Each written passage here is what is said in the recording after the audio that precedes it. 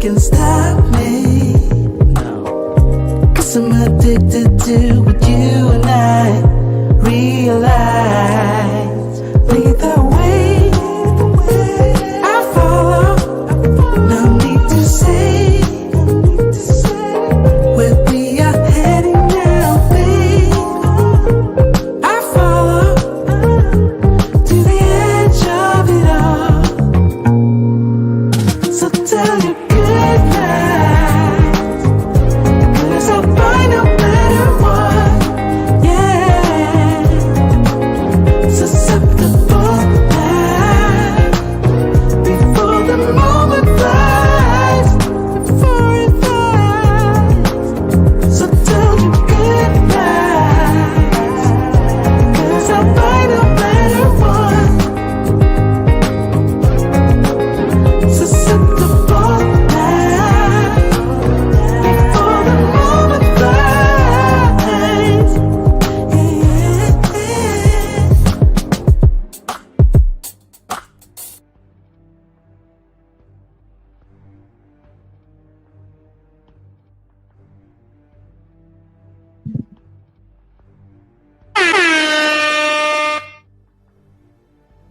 All right. I had to get things in order. Shout out to all you guys here with Andre and Andre's Love Crossing Borders. Hope you guys are having a wonderful, wonderful Tuesday evening. Well, let's get it over with. It's a sad day in the world of the Black community. Women have grown accustomed to men splurging on them when it comes to dinner dates. They've become accustomed to men over the last 40 years at least splurging on them when it comes to their finances or paying bills. And there are other areas that women have become accustomed to splurging. And those areas when it comes to speed dating, dating mixers, and even some of the dating apps. They've become accustomed in the Black community to Black men always being available on the dating apps. They could always go on there and Black men would cater to their egos. Or they could go to the mixer events and it'd be just as many men as there were women at the speed dating or the mixer events. Same amount of, even more men at times at clubs buying them drinks. All they had to do was just show up because it was always lady night. Those days are no more. It's official that men are no longer buying drinks in clubs, popping bottles to impress ladies. Men are no longer showing up to the strip clubs in the States. Men are no longer also on the dating apps. That $20 and $30 a month for the dating apps. As the years progress, more and more men are falling off of their subscription count when it comes to the dating apps. And also now, when it comes to showing up for speed dating events and the dating mixer events, well, men have been speaking with their dollars. And once again, men are no longer showing up in masses to these events. So we're going to look at what's taking place to where women are asking one question and only one question. Where are all the men? You go all over TikTok, YouTube, Instagram, Facebook, and other platforms, and one question has been resonating from the mouths of the women for the last year. Where the heck are all the men? And we're going to answer that question tonight after we see how men are no longer going to these dating events and no longer going to these dating apps, at least in the United States. Shout out to all you guys that are here with Andre and Andre's Love Crossing Borders. Let's get us some hype music going. Yes, there's some intro music. There we go. Shout out to all you guys that are here. Let's show some love to you, gentlemen, as you show love to us. Thanks for the support by way of PayPal, Cash App, and Super Chats. Appreciate you guys. Theo here early. Theo is here for this one. Shout out to all you guys with the Black Minds for a Conclave. Countdown. I am so excited to meet all you guys this weekend from the 5th through the 7th. All the lessons that are going to be learned, from all the speakers and the classes that are going to be taking place. I am just so excited to see Black men coming together, and even in a small group of the Black ladies will be there, or ladies in general will be there at the Black Minds for a Conclave doing their own things separately. But I'm looking forward to meeting you guys, shaking hands, exchanging phone numbers, just networking with you gentlemen at the Black Minds for a Conclave. If you do not have your ticket, it is not too late. Remember, the classes that we teach, you don't even have to be a part of the conclave. If you're in the Miami area and you're not doing anything this weekend and you see the classes are available for, and you don't have a conclave ticket, don't fret. You can still come to the class even if you don't have a conclave ticket. For example, my class is free. So my class is free on the 5th. I'll be doing my class at 1:15. So if you want to come stop through, you on your way to the grocery store, you ain't doing nothing else afterwards, stop on through at the Hyatt downtown Miami. But for those of you who still want to get your tickets for the Black Minds for a Conclave, I'm going to drop the link because that is still available for you guys to enjoy. Let's just take a split second, not a split second, but a split second to look at the agenda. I'm going to screen share with you guys real quick. The agenda for the Black Minds for a Conclave. Let's take a look. Let's scroll up. So this is the 5th. As soon as we get there, going to have a healthy morning because guys are going to be going for a run at 4:30 in the morning to get the energy flowing. And then we're going to have the breakfast for the VIP breakfast at 7 a.m. So I'll be there, and a bunch of other speakers will be there, and a bunch of other you guys will be there. Then we're going to have Obsidian starting at 8 a.m. to 11 a.m., who always gives a great presentation on the first day of the Black Minds for a Conclave. So you don't want to miss that. But just in case you don't make it to Obsidians, you have the first. I'm going to be in Theo's face for all his classes. So I'm like Michael Jackson. I'll be there. Yes, I'll be there for all of Theo's classes. So Theo's first class is on the 5th at 9 a.m. to 9:15 to 10:15. What the heck is AI?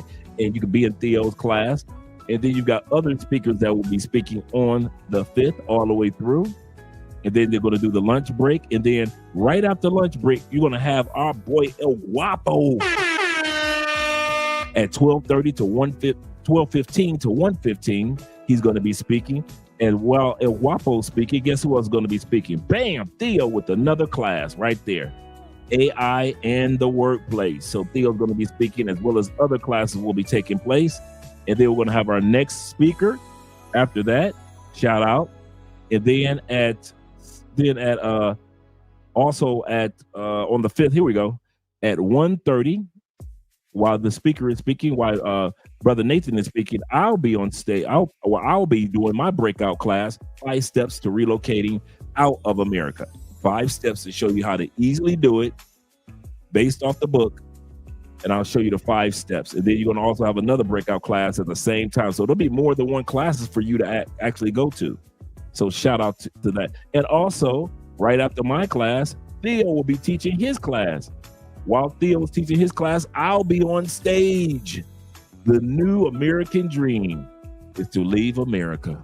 Americans are dreaming to leave America. So our topic on that day will be centered around why and how. I'll say this again. When I'm on stage, I'm going to talk about why. I'm going to give you several reasons why you should make the United States your second home, not your only home. And then I'm going to talk about how you can go about that. So we're going to be talking about that. Then after I get done speaking, you're going to also have Coach Knishan this evening. He's going to be doing his workshop. And this is on the 5th. This is just the first day. All this takes place on the first day. All the things you get the chance to enjoy. Then the next day, registration for those guys that are coming in. Registration starts at 6 a.m. to 3 p.m. So that's when you get your lanyard and you get to make sure that you're registered and everything. So make sure that you are registered. Also, you have professional photos that'll be taken for those of you that want to go ahead and pay just $20 and you'll be able to get professional photos done for your LinkedIn page, for your IG page, as well as your other professional, for example, your website. You could be able to get that done. I know I'm going to definitely get that done without a doubt. I'll definitely be dressed to impress for that. And that's going to be happening from 7 a.m. to 4 p.m. So that'll be all day long. You get to get professional photos made. And then you're going to have the main stage. You're going to have talking about branding yourself with Brother Eric on the second day. Theo, once again, is going to pop up with a class AI and private cloud. I'll definitely be around for that one. Definitely be around. See, I spoke on the first day, so I get a chance to enjoy you guys and the rest of the speakers. And then also, while Theo's doing his class, we're going to have another 9 a.m. class with our brother, free class with Brother Pablo Frescobar. Shout out to Pablo Frescobar and all his brothers in Medellin. So he's going to be speaking. And Obsidian will be doing his breakout class. Also coming to the stage is our brother Darwin.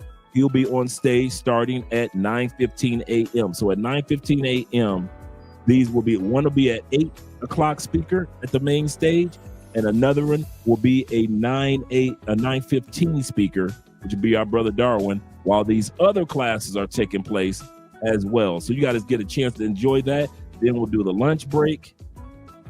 And then we'll also have the vendor. So this is where we'll all be selling our books and other products and services will be right there. The vendor breakout will take place on the 6th. Let me see if they got one on the 5th. Nope, but it's on the 6th. So we know on the 6th, that's where everybody will be selling their products, even though you can buy a book from me anytime you want. As soon as you walk up on me, hey, Dre, let me get one of those books. And I got your back. So after that, then after lunch, we'll have another breakout right here with Brother Trigger Mike, giving us some information on home safety. That's very, very important in firearms. While that's going on, who is this man once again? Theo, once again, will be doing a class, and El Guapo will be doing a class. The decisions that need to be made. So those classes will be taking place, as well as my brother right here, Brother Johnny, will be doing class on crypto. Oh, man, you got the crypto class with the El Guapo class and the Theo's classes taking place. So decisions are to be made. Decisions. And then we're going to have the premier networking event. So we're going to have that taking place. And also the keynote speaker on Saturday evening or Saturday afternoon will be Coach Greg Adams. Will be at the Black Monaco Conclave. He will be speaking. So we'll have that taking place, as well as an exclusive roundtable like we had last year. Those that want to get involved in the yacht party, you can on Saturday evening from 7 p.m. to 10 p.m. So that's going to be a great evening event. And also, once again, on Sunday, the 7th, you'll be able to register if you're just coming in on that Sunday. Hey, it's okay to only make it that one day, but you get registered. Oh, here go registration right here. It's from 6 a.m. to 3 p.m. on Sunday. Then we're going to have the executive breakfast. Once again, oh, here we go.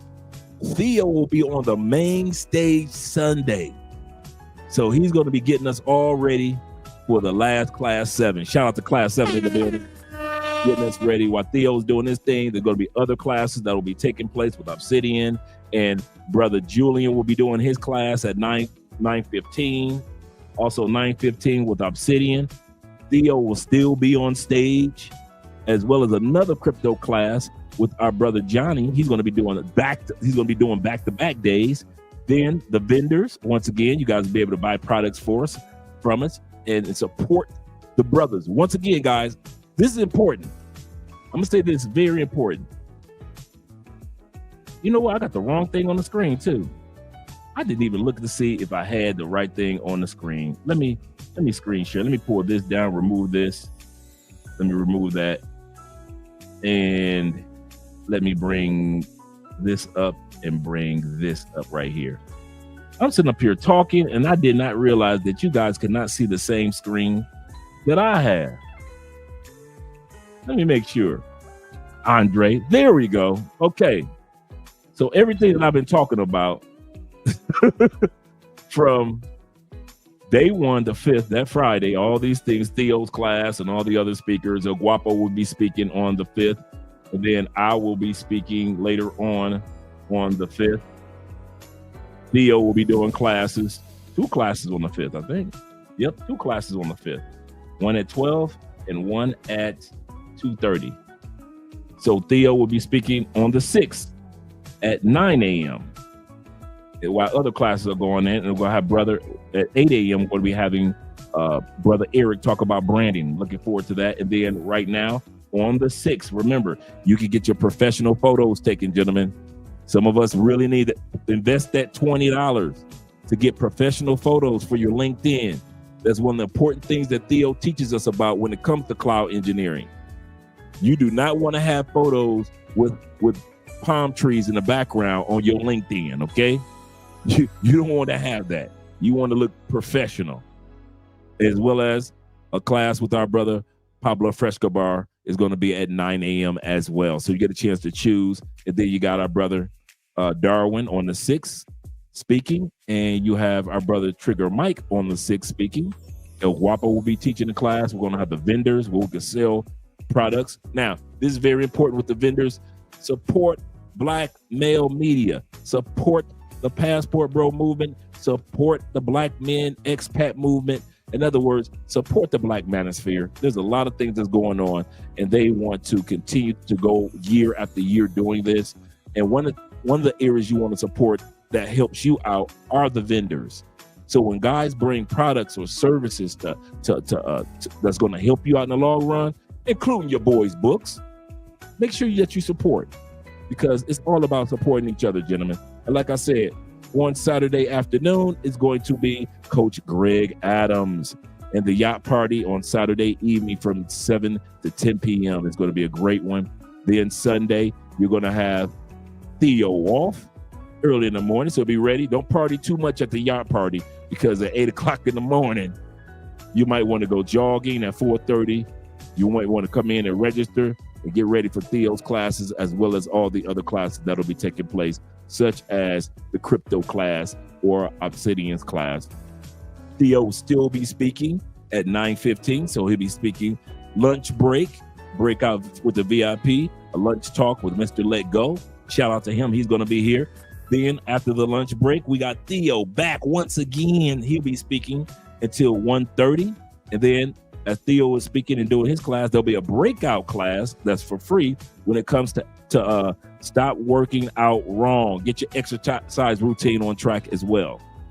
And then after Theo get done speaking at 1:30, we're going to have the Coach of Cognition, Fire for Your Mind. He'll be speaking, and at the same time, Mr. Let Go and Darwin will be doing their free classes. So if you want to go to the classes, if you want to hear Coach of Cognition, you have that option. And then last but not least, many of the graduates of Theo University will be on stage speaking, talking about their experience coming from little next to nothing when it comes to knowing about tech and cloud engineering and DevOps and cybersecurity and all the things that have to do with everything from Python to Terraform. They didn't know any of these things, just like many of us started from scratch. And many of these guys are going to give up and give their testimony and their story of how they made. And these guys are making 6 figures. They're going to be telling their story. So you'll be able to ask those guys a lot of questions. So if you have your tickets already for the Black Manosphere Conclave, we look forward to seeing you guys there. But if you don't have your tickets yet, you can still go to the website. I'm going to drop the link. You can still go to the website. I'm going to drop the link for the agenda for you guys to see the agenda. But you can also go to the website and also purchase your tickets. It is not too late, gentlemen. It is not too late to enjoy yourself and be with a couple hundred of your brethren. And also shout out to all you guys that'll be watching it virtually. So if you can't make it, even get you a ticket to be able to watch it virtually. You'll be able to watch it by way of your computer, your cell phone, or just enjoy it, whatever platforms that you're going to be watching it from. But we definitely want you guys to enjoy the Black Manosphere Conclave. Shout out to my brother, Black Nubian, coming from Canada. He got where I was from. He said, "Oh, Canada." Shout out to you. And shout out to Theo, the Theo Wolf, who was just talking about my man Theo. He said the men are at the Black Manosphere Conclave. See, they're there already. Theo, hey Theo, that was funny about how you telling us about how expensive the food is in the hotel where you guys are. Shout out to you already there. He said the men are at the conclave studying how to improve their lives so they can get the heck out away from Western women. Absolutely correct. He said this, meaning the conclave, is the way to do it. He's absolutely correct. Shout out to all you guys being here. We got 48 people in the building on a wonderful night. Let me get these shout outs in. Let me get these shout outs in before we change the music up. My man Rico, numero uno in the building. Good evening, Andre in chat. And shout out to Andrew being here. Shout out to you, Mr. JM himself. He says, because of the economy is failing and we don't make millions of dollars. So many guys are saying, I'm not about to spend my last dollars paying $85 to get into a mixer to deal with women that don't even want to be with me in the first place. So we're going to hear from guys in the videos that actually went to these mixers and what they say they saw how women were acting in these mixers and why it's not worth the money for men to go. The cologne of the night that I'm wearing right now is Creed Green Irish Tweed. One of my favorite creeds. Creed Green Irish Tweed. See if I can get that right. Creed Green Irish Tweed is what I'm wearing tonight. Really nice cologne. Really nice cologne. Shout out to you. Shout out to Kenny People. He said, good evening to you, sir. He said, just getting around to how about dating single mixers. Yeah, I'll do it. It's crazy. It's crazy. The women are upset because y'all not showing up. Y'all not showing up on the dating apps anymore. They're mad at you about that. You're not showing up to the clubs anymore. They're mad about that. You don't show up to the strip club. They're mad. Like one woman was saying she's a stripper, high-class stripper in Miami. She said there was a guy that came in. He sat down. We all sat around. I had conversation with him for about a good hour. He was asking us about our career, blah, blah, blah. She said, we're thinking that he's going to at least give us a tip for conversation. She said, he just got up. Well, thank you, ladies. I said, thank you for your time. Got up after he got done with his drink and left. Didn't leave them with a tip or anything. Like, wait a minute. Men are not paying for conversation at the strip club anymore. They'll pay. They might pay for a dance, but men are not paying for just conversation at the strip clubs anymore. He said, we're going to hear about Ricky Smiley going dual citizenship. I'm gonna do that one either tomorrow or I might do that one next week. Like I said, I have the reaction of black people about Ricky Smiley, and black people were not happy when Ricky Smiley told them that you should be on more than one location. You would think that they understand. I told y'all years ago, black people love the United States far more than white people. Don't let them rednecks with the flags fool you. White people don't have no problem with having their U.S. citizenship and the citizenship back in Ireland, UK, Romania. They don't have no problem with that, right? Only black people will sit up there like, I ain't going nowhere. I ain't leaving nowhere. This is my country. We put too much sweat and blood and tears into this country. Black people are not leaving that plantation, bruh. That I do know. We are a rare statistic. Those of us who even have passports are a rare statistic. Black people love the stinking draws of the United States. Stinking draws of the United States. I thought it was, I told y'all before I started traveling, I thought because we complained my whole life about slavery, Jim Crow, unfair wages, unfair housing practices, I thought that black people really was like, if I had a chance, man, I'd be gone, dog. I really, in my head growing up, thought that black people tolerated the United States because we built it, right? But it was tolerated. I didn't know y'all really loved the United States like that. I didn't know that. Bro, I know I'm not the only one. I didn't realize how much y'all love the United States until I left. And I started talking about, hey, there's other countries you can go to, and you can have the United States and Thailand. You can have the United States and the Philippines. You can have the United States and Brazil. Man, black people weren't trying to hear that. Man, black people was coming for your boy. They was like, what? Ain't no other country. Black people will sit up there and complain about wages. They will sit up there and talk about racism. They will sit up there and watch kids be deleted by police, and they aren't going anywhere. That's why you will never, on this channel, you will see me talk about topics and subject matters that allow a man to have a choice. That's what we do on this channel. Help you understand options. But I'm here to tell you, you will never hear me ever again tell black people to leave the United States. Hell no. Keep y'all black tails right there. Y'all love that much.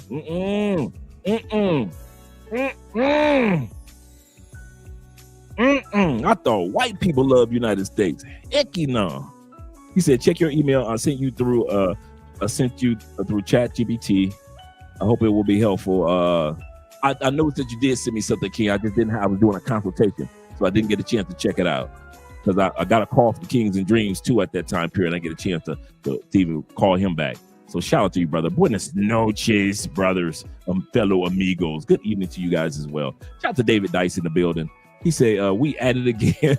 The family, Andre and Andre. What's good, my brothers? Good evening, man. Having a good night. Weather is fine. Theo and the guys are already in Miami. All my books and everything have been delivered already. So I'm happy about all that. So when I get there, that's one of the first things I'm going to be doing is trying to grab everything, get it in order. And shout out to my man Don, aka the Don JP in the building. Appreciate you being here. And shout out to Nazarene in the building of the way, my fellow brethren. Shout out to you. I'm glad that you're here, brother. Really am. You say OGs sub recognize the song. Yes, sir. I know, right? Shout out to you. And shout out to my brother Jay Fleming. Shout out to Jay being in the building. Yes, sir. Yeah, Master Jay, that's his name. Yes, sir. Shout out to Jay. And Jalen being here. Hey, shout out to Jay. Oh, shoot. I must be doing something right. Them Cartagena boys in the building. Shout out to them Cartagena boys. Yes, sir. Yes, sir. And shout out to my man T-Mac. Shout out to you, brother. T-Mac, let me know if you got the email that I was talking about. And it's kind of funny. While I was working on your son's ticket, I didn't realize I had to register my ticket. So I got my ticket registered, and I'm good. And everything is set up for the Black Manosphere Conclave. So, yeah, shout out to you guys. Salute to you as well, brother. Salute to you as well. Glad to see that you're here. Shout out to my man Exer being in the building. Appreciate you being here. And he said SMIM. Let me know what that stands for. Let me know what that stands for. Oh, the Simps? Okay. Yeah, there's still some of them out there. Let's scroll down, make sure I get everybody. Got T-Mac. Got Rico. Make sure I give a shout out to everybody coming in. I got new. Shout out to my man Ray being in the building. Yes, shout out to Raymond Turner of the Turner family being in the building. He said good morning and good evening. Shout out to all you guys over there on the other side of the world, out in the east, where it is just becoming morning. It is 8 a.m. in the morning where you guys are. Shout out to all you guys out there, 8 a.m., 9 a.m. Shout out to where you guys are. And once again, shout out to Kenny People. Kenny said, finished doing my daily workout tonight, man. I've been on kettlebells lately. Boy, them kettlebell exercises are no joke. Woo. Yes, sir. Shout out to you. Let me scroll down. Shout out to family. Don't make me cry, Michael. This is 2 days in a row. Shout out to my older cousin, Michael Johnson of the Johnson family. Shout out to Mike. With the 2 day in a row showing up. showing his younger cousin / little brother a little bit of love. Shout out to Mike, us October kids. You know, show us Libras some love. Yes, sir. Let's see what else I have. Oh, shout out to Phil being here. Shout out to Philip D in the building. He says, salute to you, kind sir, as well. He says, Andre and Andrea love crossing borders. He said, the men are now home counting. I could stop right there. Most of us men, we ain't spending our money unless it's for a reason. We at home. We at the house. We got Theo homework to do. Sorry. We at the house. We got books to write. Sorry. We at the house. We got live streams to watch. We got networking to do. We got businesses online and offline. We ain't got no time to be up under them female faces like that. I'm sorry. And they wonder where the men are. We at the house. We are at the house. Men ain't tripping. Men are not tripping. You know why men ain't tripping? Because most of us who are travelers, we already know that. Listen, all my hard work, I plan on it paying off down the line anyway. I plan on my hard work pay off once I leave and live in Brazil. I'm working hard because I know it's gonna pay off when I move to the Philippines. I'm working so hard because I know it's gonna pay off when I move to Thailand, when I move to Germany, when I move to Austria, when I move to Madrid, Spain. When I move to Colombia. See, a lot of us know I'm gonna go ahead, put in this work, I'm good. Because I know that in the long run, what I really want is to live in another country and be with other women and living the life that I deserve anyway. So yeah, ladies, we at the house. Just in case y'all want to know where we at, you got to knock on the door to find us. You got to ring a doorbell to get to men now, because men ain't out in the streets like that. The ladies celebrate. We in the streets, we outside.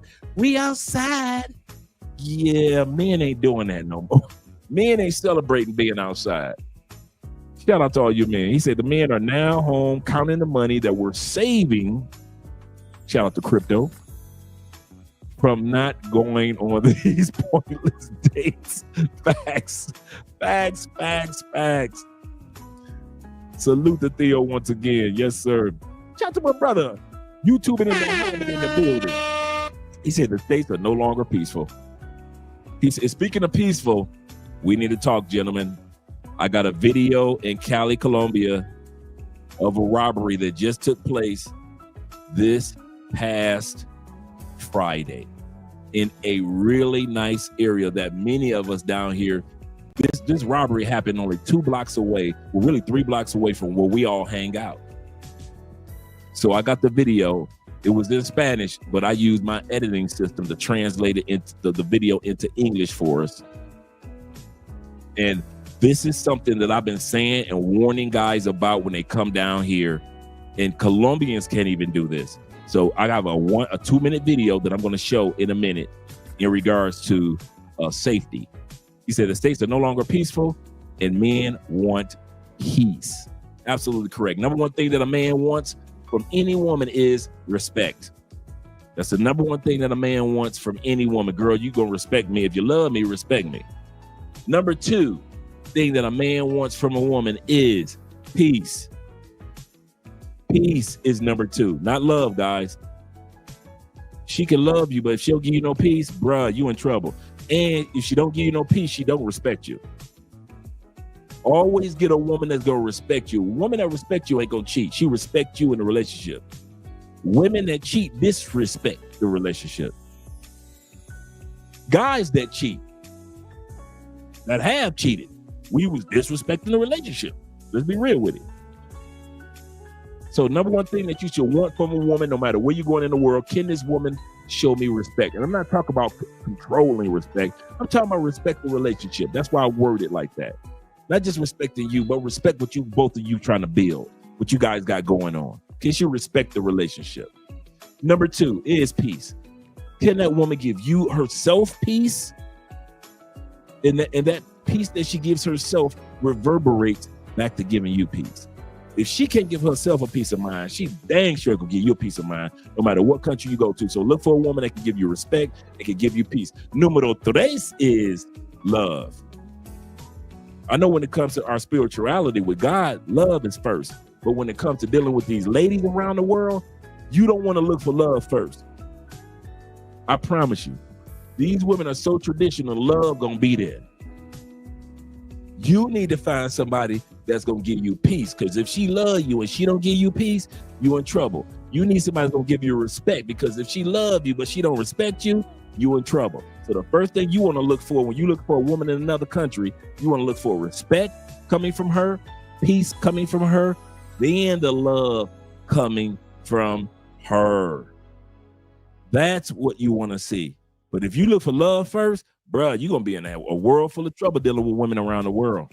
I kid you not, especially in the United States. Shout out to all you guys once again. Dominant class history. He said class 7 will be the most dominant class in history. We're coming from the top of the Shaolin Temple. Class 7 in the building, coming together like Voltron. See what I'm saying? That's how we're going to be doing in class 7. We're coming together like Voltron. He said, Dre, are you sharing the agenda? He said, I don't. Yeah, I made a mistake and I didn't see it. I kind of like redid it again. He said, go to El Guapo's class. So El Guapo's class is going to be on, let's take a look again.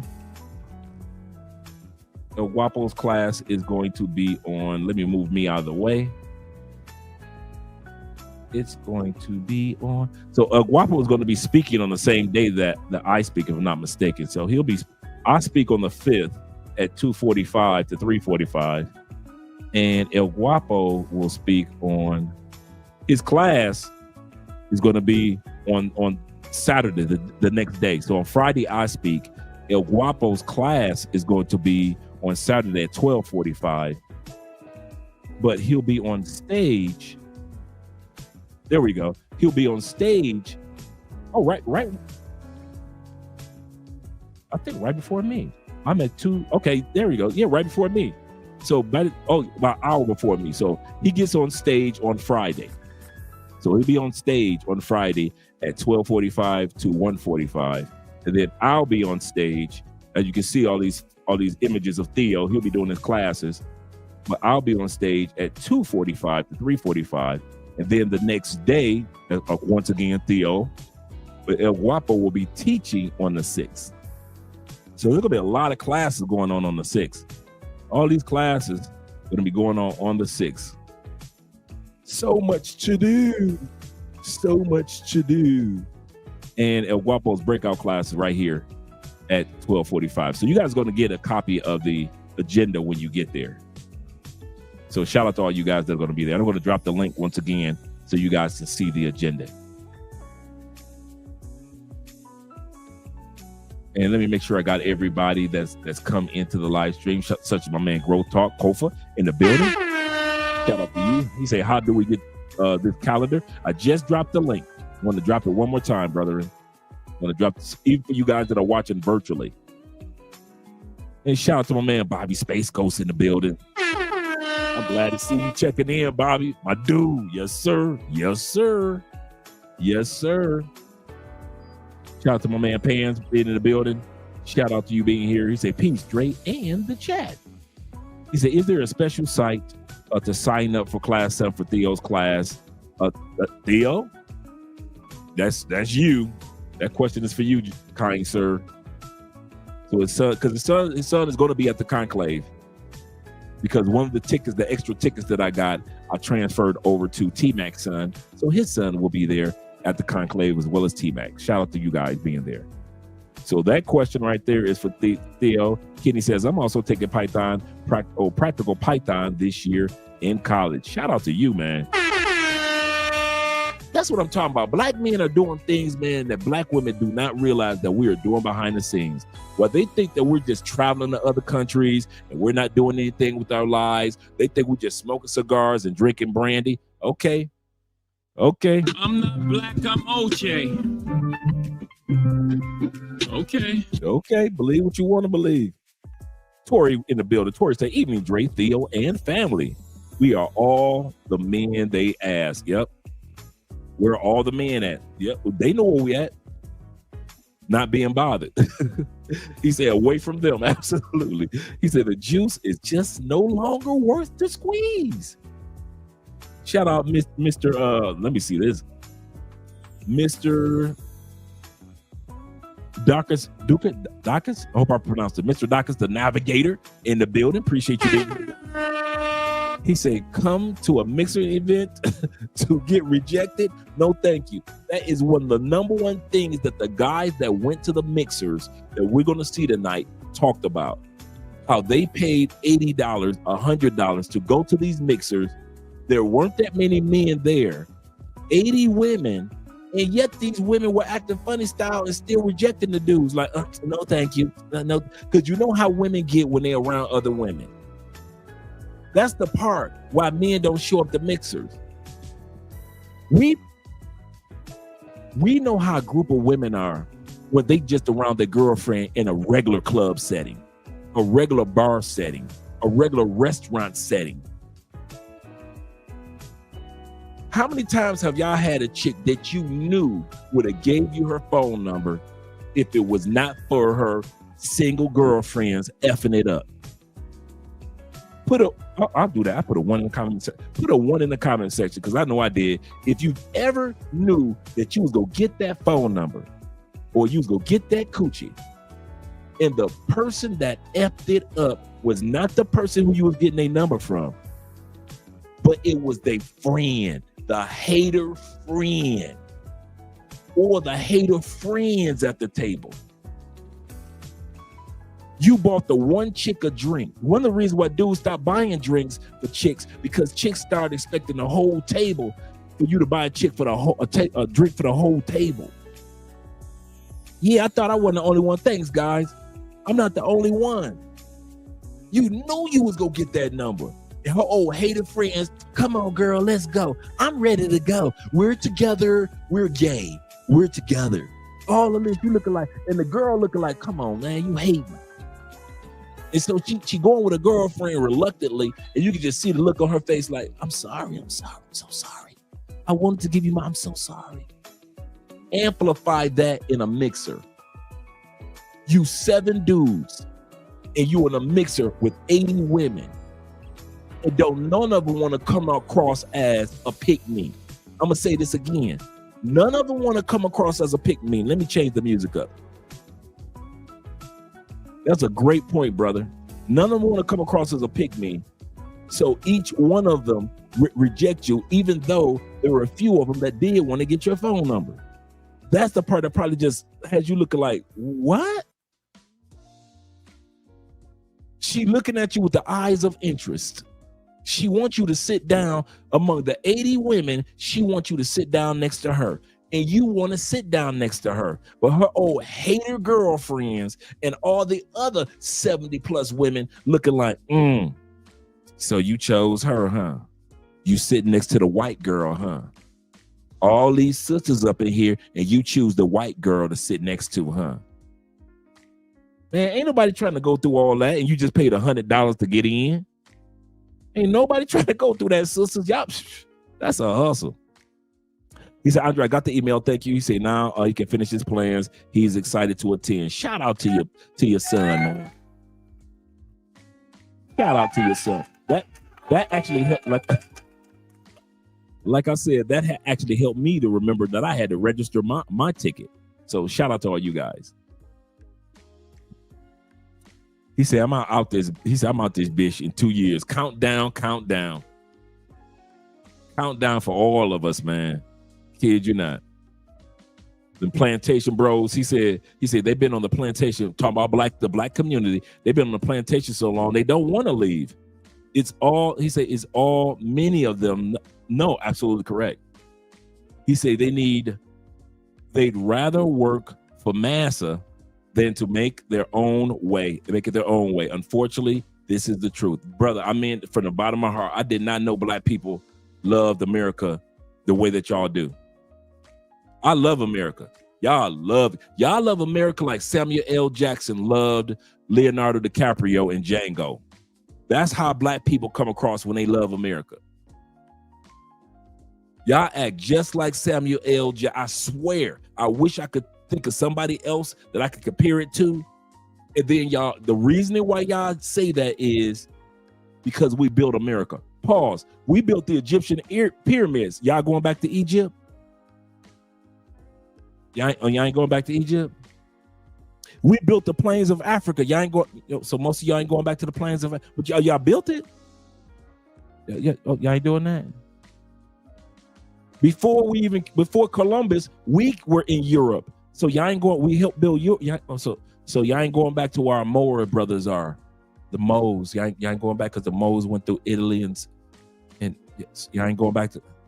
So wait a minute. Y'all said to me, y'all stay in the United States because y'all built it. Okay, truth. All these other civilizations from Babylonia to Mesopotamia that we built, y'all ain't going back there?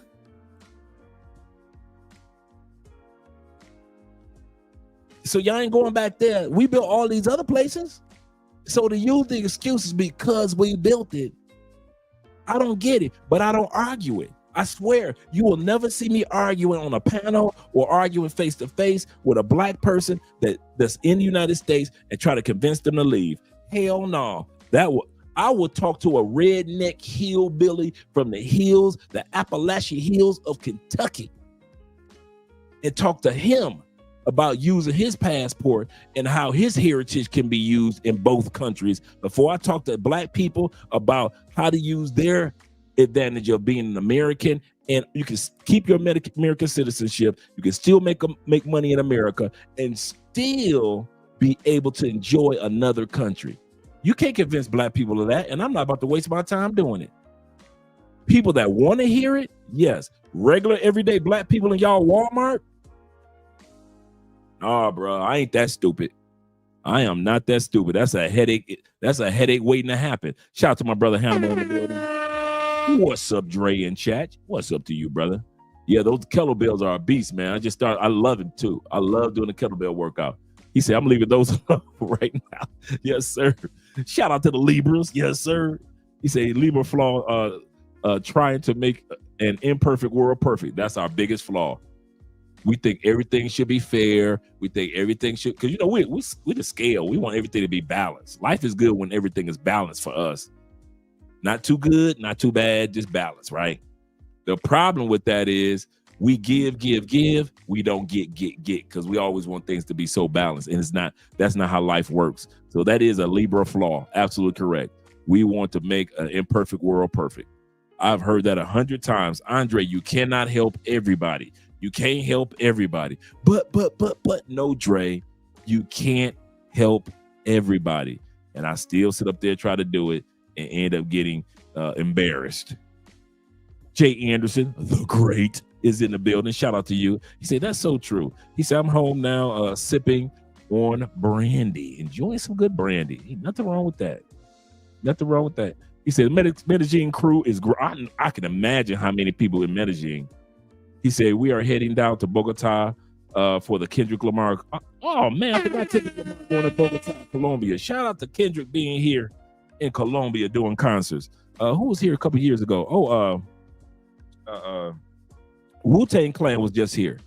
Yep, shout out to the Wu-Tang Clan. Jesus said, my peace I leave with you. Yes, he does. He said, not peace coming from just the ladies, but the peace from the Lord. And I'm telling you, his peace is beyond all understanding. Amen. Plus Traveler channel in the building. If this is an official channel, do us a favor, brother. Drop the link to your channel so we can subscribe. We want to support all the positive brothers that are traveling and using your passports and being examples. Shout out to you. And shout out to my brother Ben. Peace is key. Shout out to Ben Dixon of the Dixon family. Yes, sir. Yes, sir. Peace is key, without a doubt. I don't care how much she love me. If she can't give me no peace, woo, that's a headache and a half happening. Shout out to Ellis being in the building. What's up, Ellis? He said, classic female nature in the States. 'Tis true, my friends. 'Tis true. 'Tis true. He said, damn right. He said, I'm choosing Asia, Latin. He says, and snow bunnies. Yes, sir. Give us the snow bunnies way over the Keishas. And I don't care what Keisha think. I'm too old, dude. Many of us, for all you brothers that still care about what Keisha think, and I'm gonna say something for real. You too old to be caring. If you haven't found your, let's say you 50, right? You ain't found your Keisha yet, that Keisha that you want to fall in love and build a family with. If you ain't found that Keisha yet, bruh, at this stage, you might as well give everybody else a chance like the rest of us do. You might as well give the Latin women a chance at 50, the Asian woman a chance at 50. All you I only love my black queens. Yeah, that's good for young dudes. Let the young people have that. I'm serious. All you brothers that want to talk about love my black queens, dude, if you really want to love some black queens, come on down here and get some of these black Brazilian sisters. Go on, love some of these black Afro-Colombian sisters. Them beautiful Cuban sisters, love some of them black Cuban sisters. The black Puerto Rican sisters. Go ahead, go to Malaysia, and go ahead and go to Cambodia and even the Philippines and Thailand, and love some of them chocolate Asian sisters. Go ahead to the continent of Africa. But bro, if you sitting up there at 50 years old and you ain't found the Keisha of your dreams in the United States, and you still talking about Umgawa Black Power, you doing yourself a disservice, bro. That dream is, if it ain't come to pass in 50 years, it ain't gonna come to pass. It ain't gonna come to pass. Some of us have married a Keisha and divorced a Keisha. And y'all still sitting up there talking about my black queens, and you 50-some years old. That's a young man's game. I mean that. That is a young man, only date black women. You better get black women in all these other countries. 96% of black women don't even live in the United States. Talk about you love black women and 96% don't even live in the States. But you love them. Umgawa, black power. Bro, that's a young man's game. Let them young dudes under 30, under 50.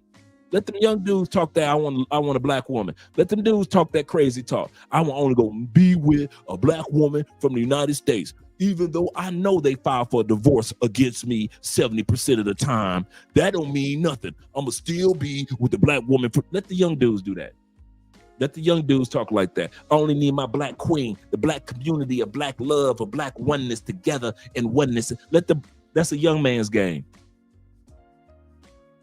You see Dr. Cornel West, I think Dr. Cornel West was a Spanish girl.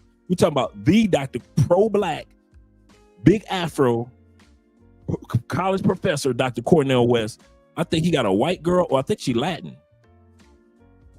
So even the college professors, once they hit 50, they're like, man, I'm about to.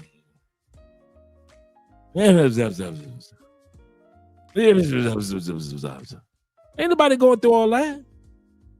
After 50, you got dudes like Frederick Douglass moving to Russia, hanging out with the Russian chicks. See what I'm saying? That's a young man's game. I'm serious. All you pro-black, I'm pro my sisterhood, the brotherhood. I love my sisters. Brother, 96% of sisters ain't in the States. So what are you doing? Talk about you love sisters when 96% of them are waiting for you. You can still date black women and enjoy the other 96%. Let the young dudes talk about Keishas back in the States. I mean that.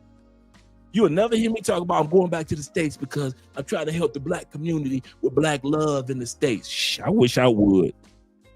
I'm 50. I'll be 58 years old. You think I'm gonna sit up here and waste the rest of my good years hoping Keisha come around when I could be with the other 96% of black women in the world? Man, yeah, okay. Have fun. Okay. I'm not black, I'm OJ. Okay. It's always Keisha Refrigerator. Keisha Refrigerator chickens. Feel like a refrigerator that's got the most to say. Absolutely correct. And you're going to see it on the videos today. Shout out again to Bobby Space Ghost. He said, I'm leaving in November this year. He said, it's a long time coming. Long time coming. He said, he said, I'm out to be 11 months. Countdown. Y'all, I'm telling y'all better take advantage of Theo while he's still in. Okay, y'all keep on playing. Keep on playing with Theo. I told Theo, check it out. I told this to Andrea the other day. We just talking in general the other day, and you came up in a conversation. And we talking about class. I said, brothers better take advantage of Theo before he fall in love. Y'all think this Theo that y'all got in the States is the only version of Theo. See, this is the mistake a lot of dudes making. We think that the Theo that we know in the States is the only side of Theo, because that's all we know, right? Me and Andrew was like, these dudes gonna be highly disappointed once Theo leave and one of the Brazilian women get a hold of him, start cooking, cleaning his feet, loving him good. All that texting Theo when you want to, and Theo, I need help with this, and Theo, I need help with that. Man, Theo gonna have office hours. Y'all keep on playing with Theo. Y'all think, okay. Y'all think the version, and I meant this. Me and Andrew were just talking about this. And she started laughing. She said, yes, that's true. Y'all think the Theo that y'all been experiencing and enjoying and just sitting back like he's always available, like Batman and Superman, and just, I can text and call Theo okay. Wait till Theo got office hours. Y'all gonna be sick. If y'all don't take advantage of Theo's classes now, man, and I mean that class 7, yeah, okay. Okay. Yeah, Theo, we were just talking about you. I said, boy, when Theo fall in love, there's going to be a lot of sad dudes. We're going to be happy for him, but we're going to be sad at the same time. So we can't text you after 6:30 no more? Nah, bruh. I got class to do. And, you know, at 10 o'clock, me and wifey, me and my little girlfriend going out to dinner. So I can't text you at 11:15 at night no more, Theo. No, them days over, bruh. Them days over. I'm telling y'all laughing now. Y'all laughing now. This is not the first time. This is the first time I'm telling Theo this. This is not the first time Andre and I have had this conversation. Because we'll talk about class, and we both know that everything has a window to it. God sets up a window for everything. You guys, the Theo that we see, he's just living in this particular window. We weren't around for Theo when he was in Europe for that window. We weren't around for Theo when he was in Japan for that window. So we only know the Theo of this window. God's got several more windows for Theo's life that are not parallel to the life that he has in the States. So all you do to kind of like take Theo's classes for granted and take the homework for granted. I get to it when I get to it. Okay. I'm not black, I'm OJ. Okay. Go ahead. Go ahead. Y'all gonna be sick. In 11 months, it's gonna be a lot of sad songs, Theo. A lot of black suits and some sad songs. Dude's gonna be sick once you leave the States. So you in the gym, Theo? You working out? So you ain't got no time, huh? Oh, so you eating healthier now? Oh, you just need some space going for a walk, huh? Oh wow. So you going for walks now? You ain't got no time for. Oh wow. You dudes gonna be sick. Watch. Y'all think I'm playing? All right. Shout out to my man Frank in the building. Frank says he say love don't love nobody for real. Y'all better get that respect and that peace first before you talk about love. Don't be looking at me talking about you love me and you ain't give me no respect and no peace, but I love you. Shout out to Pops, man, Pop Smoking and Ghost in the building. Appreciate you being here. You say America is only for work. Yep, make that money, stack your cash, and then move out. And you can do just like I did. You don't have to just move out full time. You can. I made America my second home. In other words, like I said, 70% of my clothes were here. Shoes, furniture, everything was here. I only went back. I only had enough clothes to exercise for casual days back in the state. I'm talking about back in the States, and suits for work. That's it. I was buying no new clothes in the States. No luxury this, no luxury that. I wasn't going to no fancy restaurants. Give me Subways. I was not wasting my time and my money and my effort. I wasn't on no dating. None of that, dude. It was my second home. It was no longer my first home. I treated it like it was supposed to be treated. Stack your money. Use your time to get your mind right, your spirit right. Get your body right. Then whatever's your first home is, so some of you guys may have an apartment in Brazil right now, right? That's your first home. You might only go there 4 times a year. That's still your first home. America is where you're making your money. You spend most of your time in America, but that's your second home. Why? Because you're only using it to make money, not to spend money. See how I did that? You're using it to make money, but not to invest money, but not to spend money. They could come out with 5,000 pair of new Jordans. You ain't buying none of them. This ain't my home. No. I buy shoes in my home. And, unless you got big feet like me, you might buy some shoes, but you ain't buying no Jordans. You ain't trying to flex for nobody. Why? Because you in South America. South America is Adidas country anyway. So you walking around with the new Jordans, they just be looking at you like them regular shoes. So why pay $300 for a pair of shoes that when you go back home to Brazil, they don't even look at like they're anything at all? Like, oh, okay, we know about the Jordan 1s. That's it. That's how I did it, man. I kid you not. So you don't have to, when you get to that point of relocating, you don't have to, it's either all or nothing. You could have everything set up in your new country. You got the furniture, you've got your clothes are over there, your girl is over there in the new country, your television. You don't do nothing. When you get back to the States, I don't care if you're in the States for 8 months straight and you're only in your home country and you visit it 4 times a year, doesn't matter. That's your home country. The United States is your second country. It's where you make your money. It is the corporation of your life. This is the cooperation.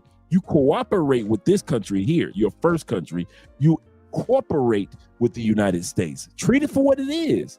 Stop treating the United States like it's a country. We all know it's a corporation where you make money. Ain't nothing wrong with that. And I mean that. Stop going back to the United States and giving a damn about the roads. You leaving. Stop going back to the United States and giving a damn about the dating world. You are leaving. Stop going back to the States and talking about I'm going to the city council because of food. You are leaving. You let the black protesters, let them do that. Let them have all that. Yes, continue to vote. Use your voting rights. I still use mine. But as far as treating you, all the stuff that the average mere mortal in the United States complain about, your days of complaining are over, man. I've been stopped complaining about the United States, and I was in the United States. While I was in the United States, man, I wasn't complaining about politics no more. I didn't care about the black plight no more. I wasn't worried about none of that. The dating arena no more. I didn't care about none of it. Why? It was no longer my home country. It was the country where I made money. Until you get to that point to where you got you a place that's your home. And when you get back to Brazil, you're at peace. And you got your friends in Brazil. And you go out clubbing. You go to nice restaurants. And you go to this part of Brazil and that part of Brazil. You take a train ride or a flight to this part. You take a flight to that part. You're just doing all these wonderful things because it's your home country. And you treat it like it's a home. And you got your girlfriend or your girlfriends at home. You ain't trying to make no money in Brazil like that. Unless you're making it online, of course. But until you're making money online, dude, treat that other country, Thailand, Philippines, like it's your home. Treat the United States like where you make your money and don't treat it like anything else. Man, season tickets to the football game, that shit was over. I was done with that. I'll watch it on TV. Thank you. Season tickets to the basketball game, I'll watch it on TV. Thank you. My team don't even live in my state, so I'll watch it on TV. Thank you. Seriously, man, that's exactly how I did it. He said, "You know better when you know better, you do better, but only when you face your fear of leaving." Absolutely correct. Dude's got to get past that. Dude's got to get past that fear of leaving, man.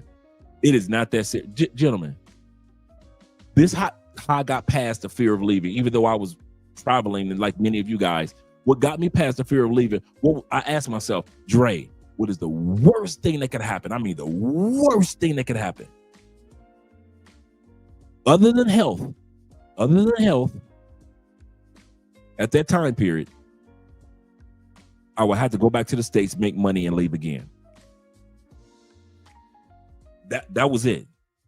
That was the worst of the worst of the worst in my mind when I first got ready to leave, because I didn't think about other countries at that time period. I only thought, like, if it don't work in Colombia, I might have to come back to the States, right? Now I don't think like that. But at that time period, the worst thing that could happen was I would have to go back to the States, blow off my resume, get a job, stack some money, and get the hell out. If that was the worst that could happen, making money, the worst that could happen to me, I was like, oh yeah, I'm out. I'm out. I'm gone. I'm gone. I'm gone. I was like, if the worst that could happen to me, go back to America and make money, that's it? I'm out. And I ain't had to go back to America. Zeta says this. Shout out to Zeta. He said, I'm not convincing black folks to leave. He said, I'm gonna leave though. leave that headache. Yeah, for real. That's seriously, man. Leave that headache behind. Jemima says, he said 90% of urban black folks in the West aren't going to make it. Absolutely correct. They won't even miss it. They're not going to go anywhere. Shout out to my man D Payne in the building. D Payne says this. He said, I have to miss Friday. I have to work. He said, but I will be attending Saturday and Sunday for Theo's class. That's how my boy Sean coming in. He's flying in from Dallas. He'll be flying in Saturday morning. So he'll be there Saturday and Sunday, or Saturday and Sundays. And he'll be there for Theo's classes as well. Shout out to my man Zay in the building. My man. I was thinking about you today, Zay. I'm glad that you made it here. He said, salute, brother. Salute to you, brother, as well. Salute, brother Andre. He said, I wanted your other book. Be sure to get back at me on it. Yes, sir. I definitely will. I got copies of them here, and I'll have a copy of them at the Conclave as well. So yeah, we definitely need to get together. Let me make sure I got everybody, such as Official Kobe.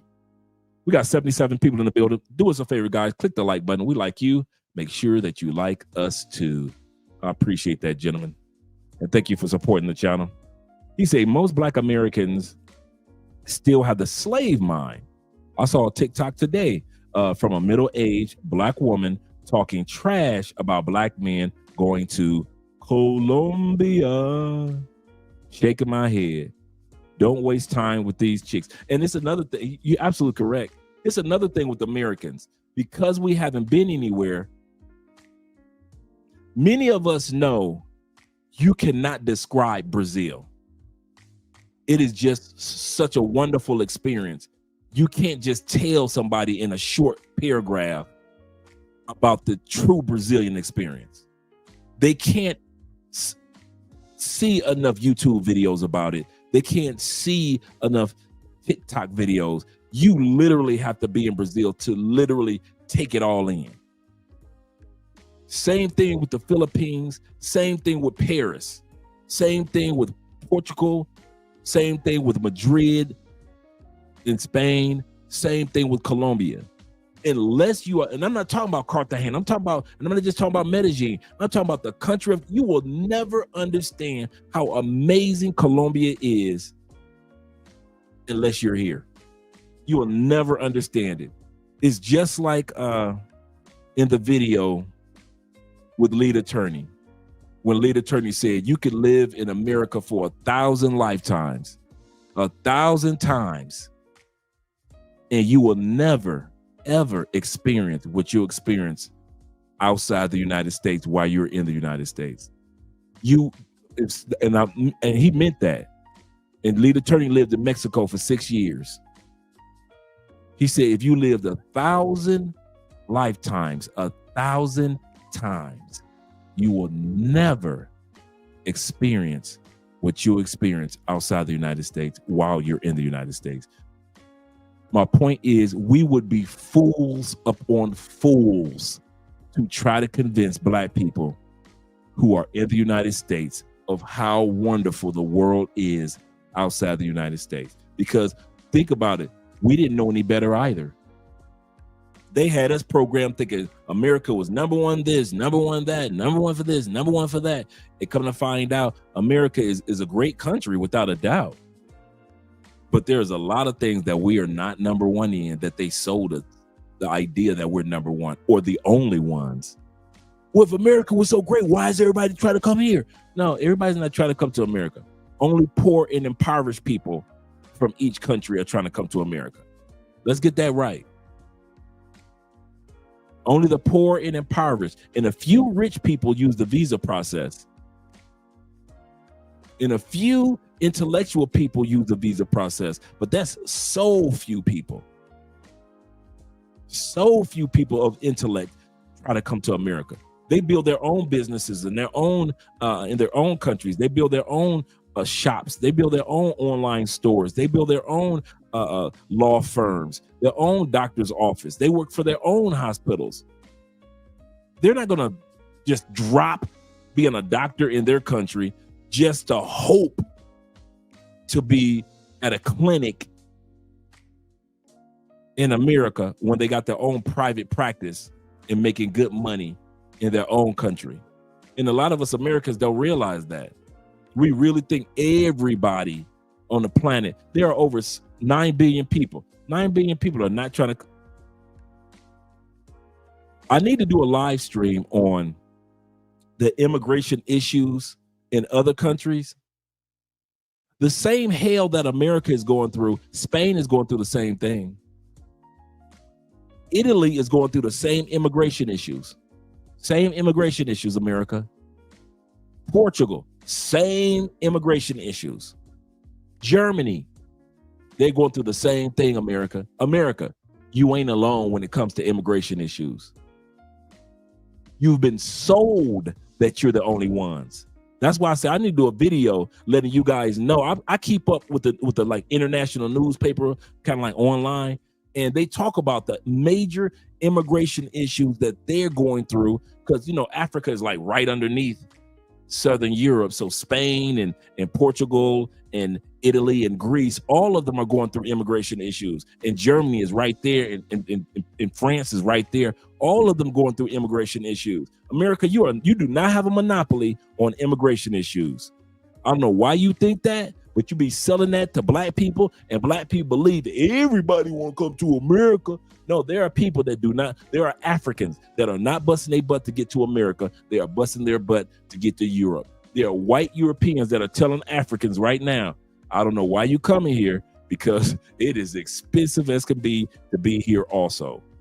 Just like Americans are telling other foreigners, you may not want to come here because it is expensive. The same lingo that we use, the people of parts of Europe are using the same lingo. They've got immigration issues too. So stop trying to sell the world on that everybody wants to come here. That's not true.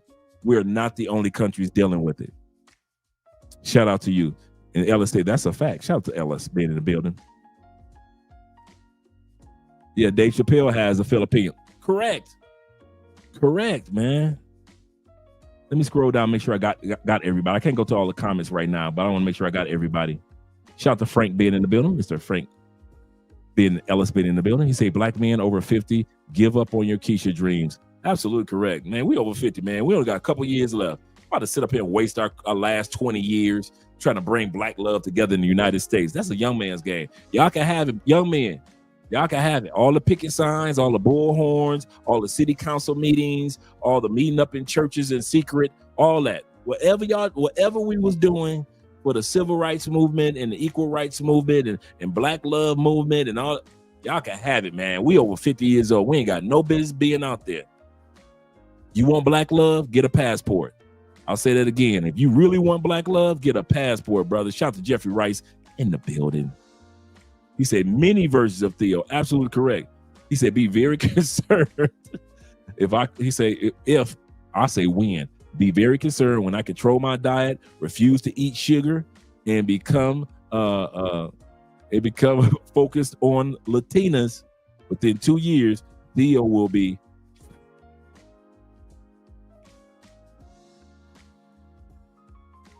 Yep.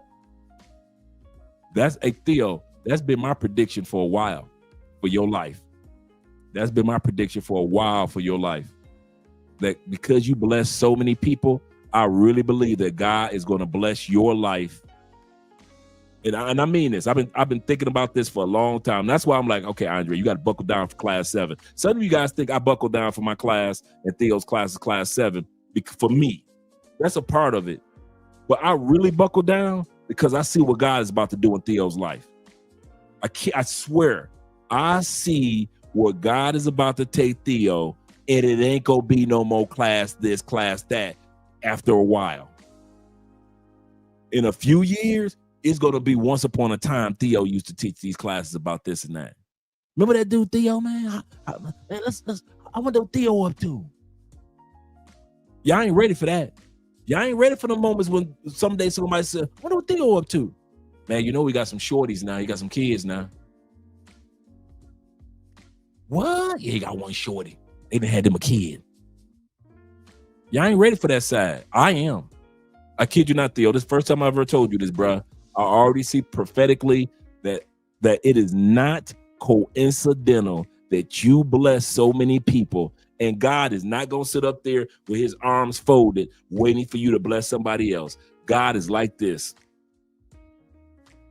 Like this. And the time is going to come in Theo's life, because he blessed and helped so many people, God going to be like, now it's my turn to bless him. And all of a sudden, them blessings go come and come and come, and Theo ain't going to have no time for us like that. Why? He's going to be living in the middle of so many blessings. He ain't going to have, the Bible says that the cup runneth over, our cup runneth over. The Bible tells us that he's going to pour out blessings. I kid you not. There are certain people you can sit back and watch their life. You be like, man, this dude about to get blessed. Let me go ahead and take advantage of this man while I got him in my life right now. Because when he get blessed, it's going to be like a bunch of Christmas gifts and just he in the middle of it. And he going to be spending so much time unwrapping blessings. He ain't going to have no time for us. And it ain't going to be nothing personal. And I mean, it ain't gonna be nothing personal. It ain't like Theo gonna be hating on us, but God got plans for this man. And it ain't to always bless other people. He's sowing seeds just like a farmer. That's what Theo is doing with his life, whether he realizes it or not. Now it's gonna be a harvest time. Right now he's sowing, but according to the laws of the universe, he has to have a harvest time. So he's gonna be harvesting with his health. He's going to be harvesting within a new country. He's going to be harvesting with his finances. He and his dog is going to be harvesting with a new life of peace. He's going to be harvesting with new women and new opportunities in his life. I kid y'all not. Y'all don't realize how this thing is going. I'm looking at this man getting blessing people. I'm like, whoa, I know how this works, because I know what it's like when I bless people and I get blessings. If I get blessings, I can imagine what this man is about to get. This man ain't gonna have no time for us, dog. And don't be disappointed in 2, 3, 4 years when he really ain't got no time for us like that. Like a small, quick conversation in the chat. He ain't being funny style. He being blessed. I'm gonna say that again. I'm gonna let y'all know in advance. Y'all can mark this day. Theo will not be acting funny style. He will be acting blessed. So all you do is they're talking about Theo, you gonna do another class? There will come a year where he ain't gonna have no time for doing another class. Why? He's too busy being blessed. So you better take advantage of what you got right now. Okay? Y'all think I'm joking? Okay. All right. Think I'm playing. Think I'm playing. Yes, sir. Let me go ahead. Shout out to my man Dorkin being in the building, or Dornick being in the building. Shout out to you, brother, for being here. What's good, brother? You doing it. Shout out to you being here. Tori said, I won't be mad at Theo at all. He has earned rights tenfold, man. That's the law of sowing and reaping in the Bible. You sow it, you grow it. The man been sowing blessings. What you think he gonna get? If he been sowing all these blessings all these years, the Bible says that the sun shines on the just and the unjust. The Bible doesn't say, well, you got to believe in God to be blessed. No, God said, I don't care if you use the law of sowing and reaping, sowing blessings. I don't care if you believe in me or not, you're going to get blessings. And sometimes some people get so blessed, they ain't got time for us like that no more. So we got to take advantage of that person being in our presence and being present in our life in that window. Because once that window is shut, you can't be crying at God like, Lord, I wish I had another chance. Lord, do this for me. Lord, I can't pay this bill. Lord, my girl get on my nerve. Lord, you could have been out of the country, Keisha free. You ain't got to see no more Lizzos. All you had to do was finish Theo's classes, follow the patterns that he gives when it comes to being hired. Go ahead, do interview after interview after interview. Stay up on your certifications in your studies. Get into your career. Move to your new country. You could have did all that while Theo was available. Now, when Theo ain't available because he's too busy being blessed, now you want to cry to God about your latest phone bill. It don't work like that. It don't work like that. See, the reason why I can say this with such clarity, because I saw this vision for Theo's life way back when. Way back when. A, I know the law of sowing and reaping, and I know how it works. B, I'm seeing what this man is sowing, and I'm like, no, I recognize this because I know what it's like to bless a bunch of people and get blessed. So I'm sitting back and I'm watching this dude's life, and I'm like, oh, wait a minute, I recognize this. This looks familiar. Oh, no, let me go ahead and take advantage of this man. I could see the rainbow coming in his direction. I'm like, let me go ahead and take advantage of this man while we got him. Let me take advantage of this man, Theo, while we got him, because when this next chapter hit, y'all gonna be sick. There's gonna be a lot of y'all dudes sick. And then, like I said, it might be 2, 3, 4 years down from now, but when it happened, y'all gonna be sick. Believe that one. That one, you could take that statement to the bank. And I'm not sucking up to no dude, and I ain't sitting up there like putting Theo on a mental pedestal. I'm just saying this man has blessed many of us, many a day, and he deserves and has earned harvest time. You can't just keep expecting this man to sow. Any of us should not just be sowing. Your harvest. Some of you guys have been such good dads, good friends, good workers. Even when you were married and you got divorced, you were a good husband. Your harvest is waiting for you in another country. Your harvest ain't gonna happen in the States. Mine didn't. Think about how my life is when I left the States. All my harvest happened outside of the States, didn't it? All of it. Every bit of it.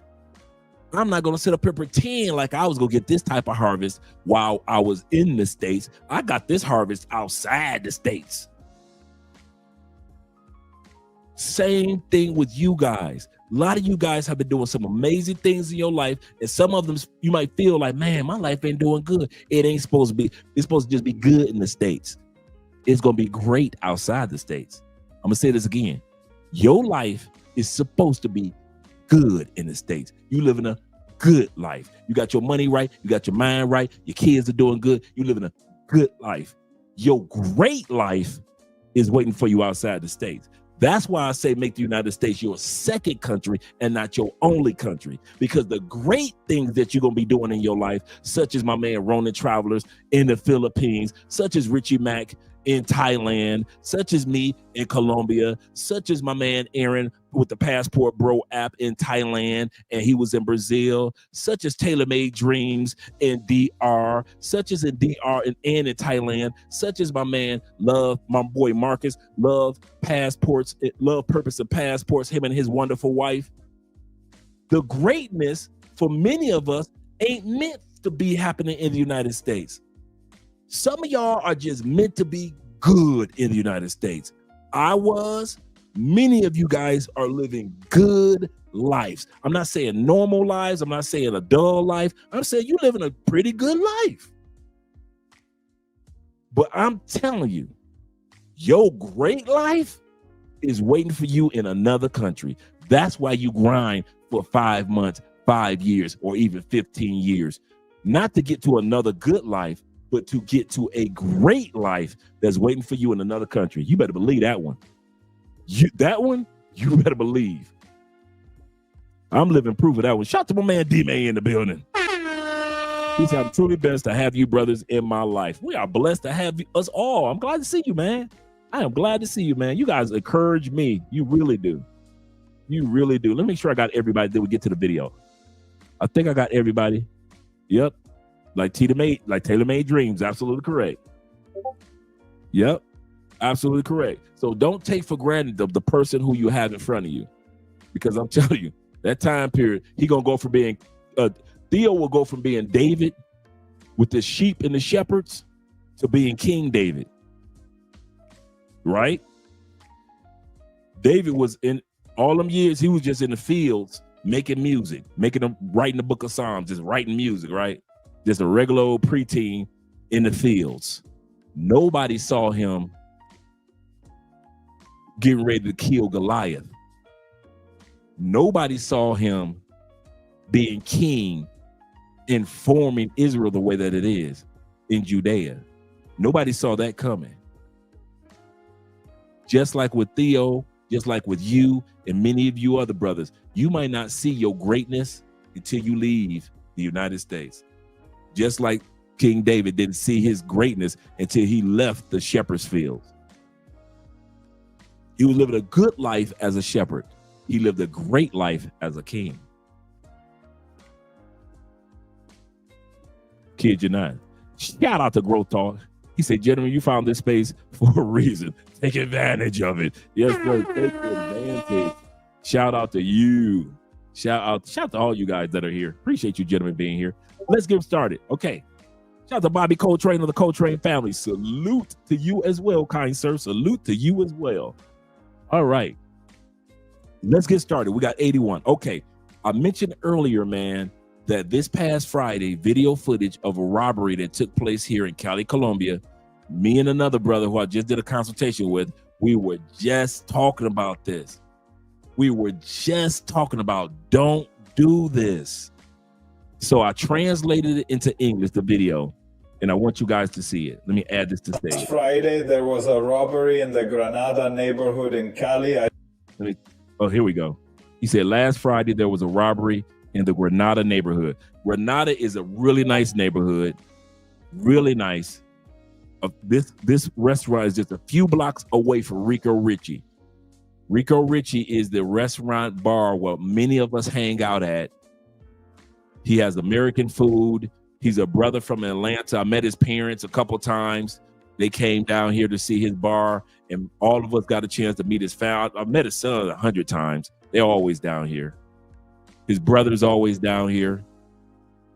And so a couple of blocks from where we all hang out in Granada, shout out to T-Mac, this robbery took place.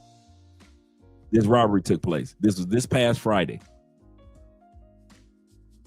Last Friday, there was a robbery in the Granada neighborhood in Cali. I don't know Now remember, I translated this to English. That's why the lips are different. if you heard about it. It's upsetting that we can't safely go out for ice cream anymore because of these bandits. Let me share. Now you see one at the top of the screen. You see the guy that has the light blue shirt on, the Smurf colored shirt on. And you see the guy with the brown shirt on. Theo's gonna have to answer that question for us all. Where to sign up for Theo's class 7. So you got the guy that's right in front of us, and then you got the lookout man at the top of the screen. Look to the right underneath our logo, the guy with the number 44 on. Number 44. Look at what he's doing. And then look at what notice the guy walk past everybody to the guy in the middle. What you're gonna see what number 44, the guy at the top of the screen, and what the guy that the armed robber went to, what those two men have in common. You're gonna see that right now. Some safety tips for such situations. For instance, consider where you sit upon arriving at a restaurant. Choose spots carefully where visibility of those entering is clear. Both of them had on gold chains.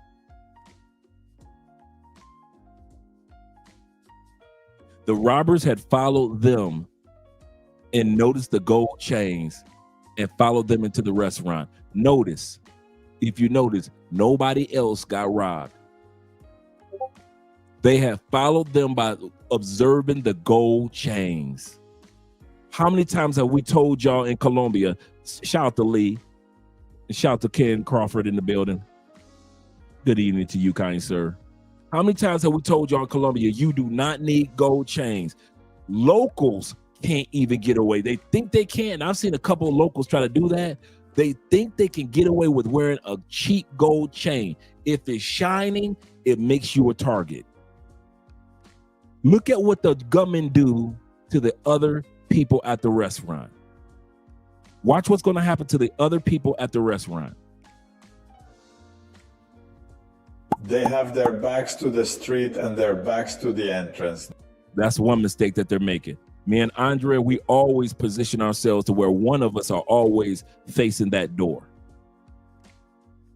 They absolutely do not know what is going to reach them, when it is going to reach them, and they are not going to have time to react.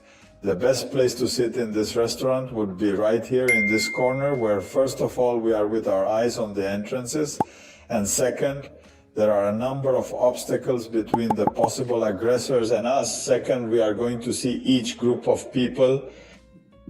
What situation was he in? If we see the bandits, they are two apparently normal subjects. They take out the weapon when they are practically inside the restaurant. There you go. You got the blue at the top. You got the guy coming, and you notice he comes directly to his target. This is Friday. Once again, this past Friday in Cali, in a really nice restaurant-filled area. It's full of restaurants and bars in Granada, Airbnbs. It's a really nice area. It's about maybe 15 minutes from here. From the airport, it may be like 30 minutes. Very quick to see them. Let's look at the case of the guy who is sitting in the back with the cap. He begins to remove the chain. He threatens that he's going to remove the chain, and this guy in blue is more concentrated than what is happening here. What gives rise to this one of separating? Separating makes him crazy. Yes, he's going to give it to you. He's going to give it to you. And he goes out and throws himself. He leaves the restaurant exactly where I tell you we should have sat. Second, number two, I've been saying this for years. When you make yourself a target, you make the Colombiana with you a target. I just said that during a consultation before Andrea showed me this video, and I asked Andrea, send that to me because I want to show it on the live stream. If you make yourself a target, you make everybody with you a target. If you're trying to walk through Medellin, trying to be all cool, trying to be all flashy, the female that's next to you, she's a target and she ain't even flashy. That's why I often say a lot of times, a lot of Colombianas don't deal with people that are flashy. Why? Because you make her a target too. You don't have to even come down here like that. You don't even need a gold chain. When the locals do it, they will get robbed. They will get robbed. So let's continue on. What's happening with the other people? Did they get robbed? Take into account. These bandits were after something clear. This man in a beige shirt. They knew what they saw. They knew what they wanted. Now, the other people, if you watch them, they're putting away their cell phones. They're putting away their wallets. Why isn't the one that's standing guard with the blue shirt up top? How come he isn't doing anything as far as robbery? Because he's just a lookout dude. And they already both knew who they were coming after and what they wanted.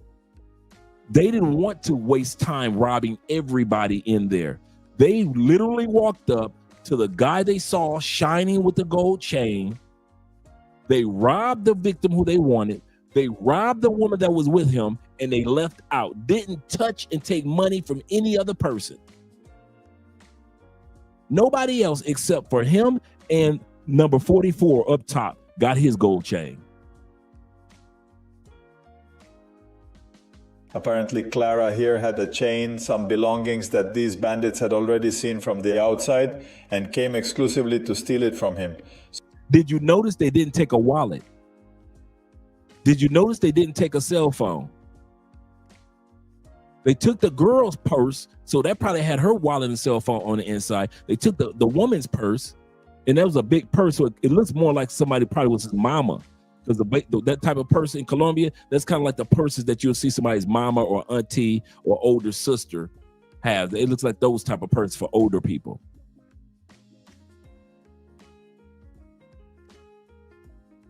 So ain't nobody else got to have their hands up, do they? Notice that. Ain't nobody else put their hands up, did they? Nobody's screaming, right? You know why? Because the people that wore the gold chain were the ones. I'll come to your question in a second, Leo. Were the ones that made themselves a mark. So if you see him coming in, you ignore these three people who are sitting at the beginning.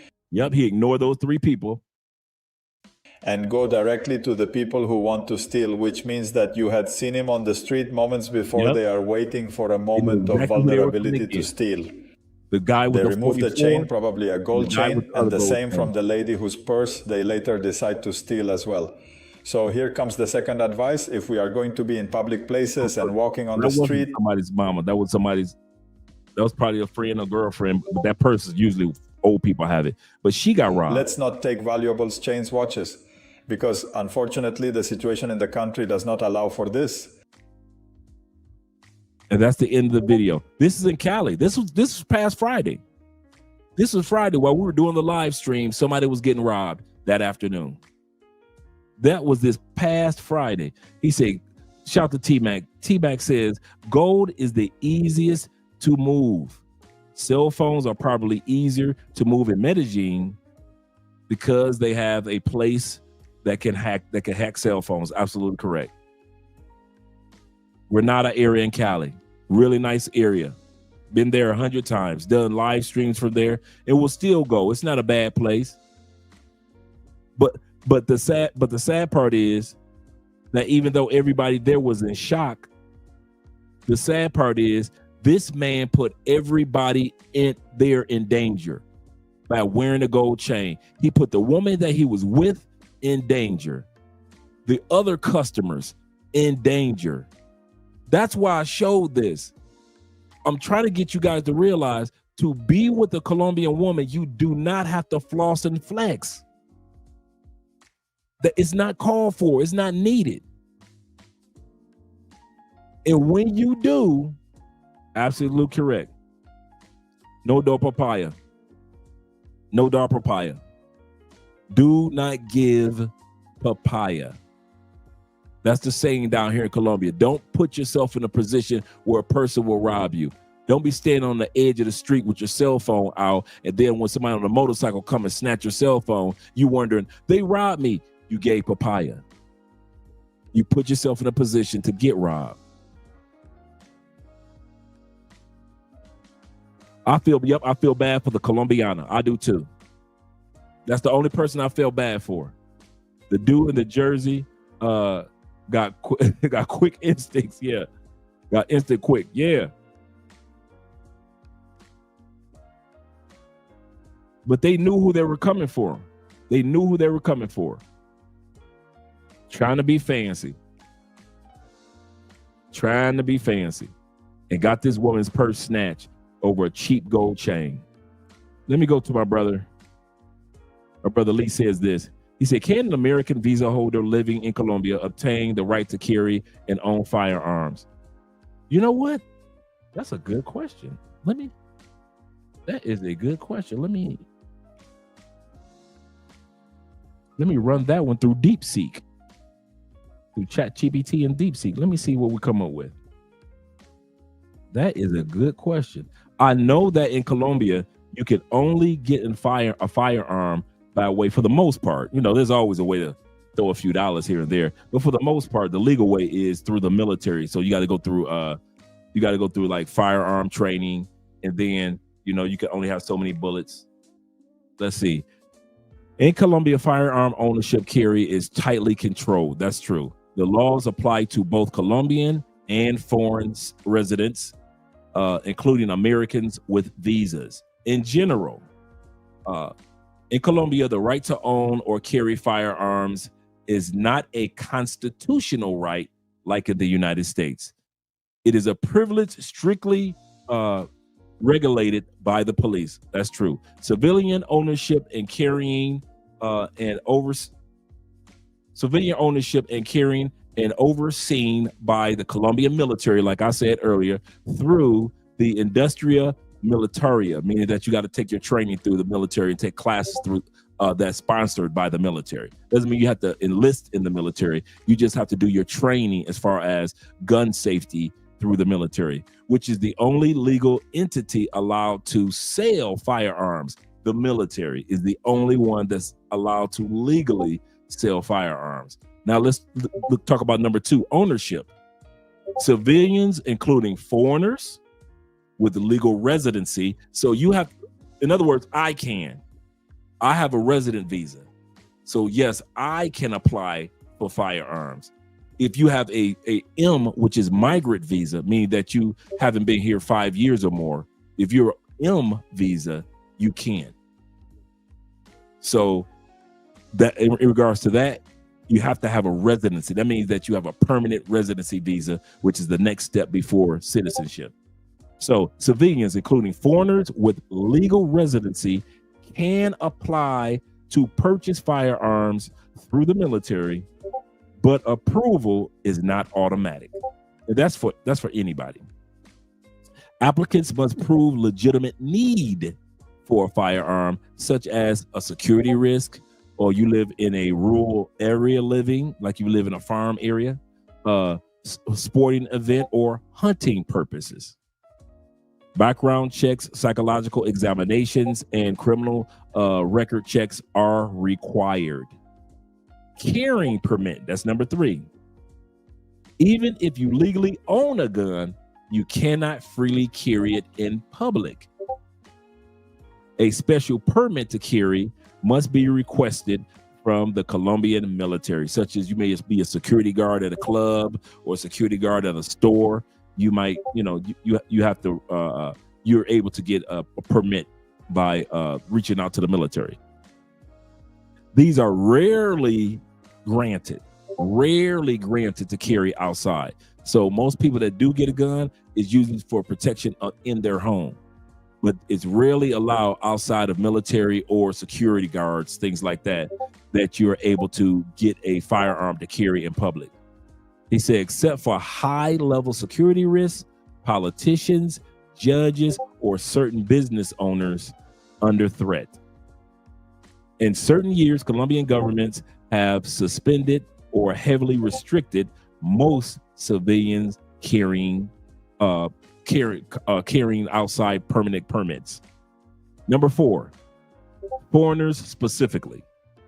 Foreigners with valid residency, like I have, such as a permanent visa holder, such as many of you guys are, just like I am, are generally treated the same as Colombian citizens regarding the application process. So yes, if you have a Colombian visa, in other words, a residency visa, you can apply for protection, but you can't bring it out in public.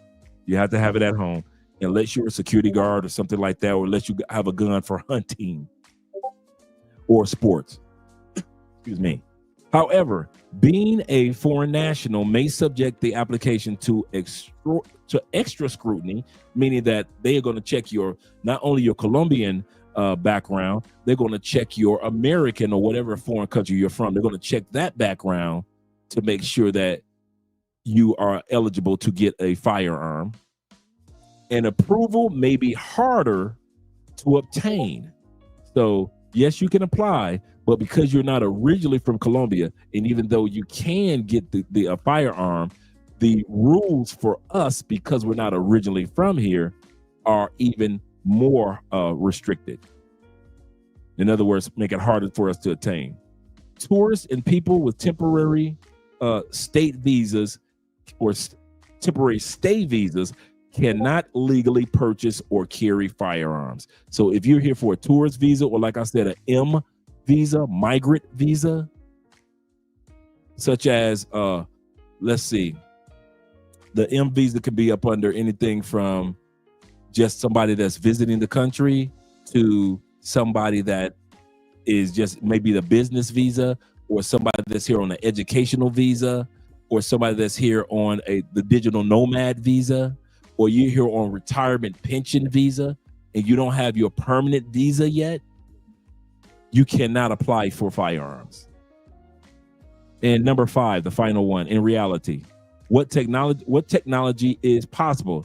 Is it extremely difficult for Americans living in Colombia to get approved to own and especially carry a firearm? Most expats rely on private security services or non-lethal weapons. If you're an expat, you can have this. You can have a pepper spray or a stun device. So yes, you can have a stun gun or a pepper spray instead if you are an expat living here in Colombia, not visiting Colombia. So don't be thinking you can bring, you know what, I have to find that out. Can a person that's visiting Colombia use pepper spray or a stun gun? I'll find that out for us. Give me a second. Because that's a good question. Can an expat or tourist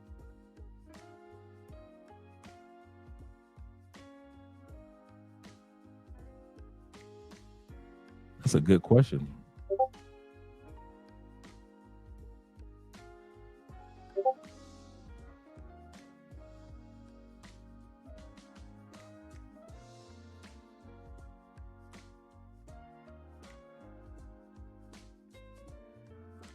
Devices.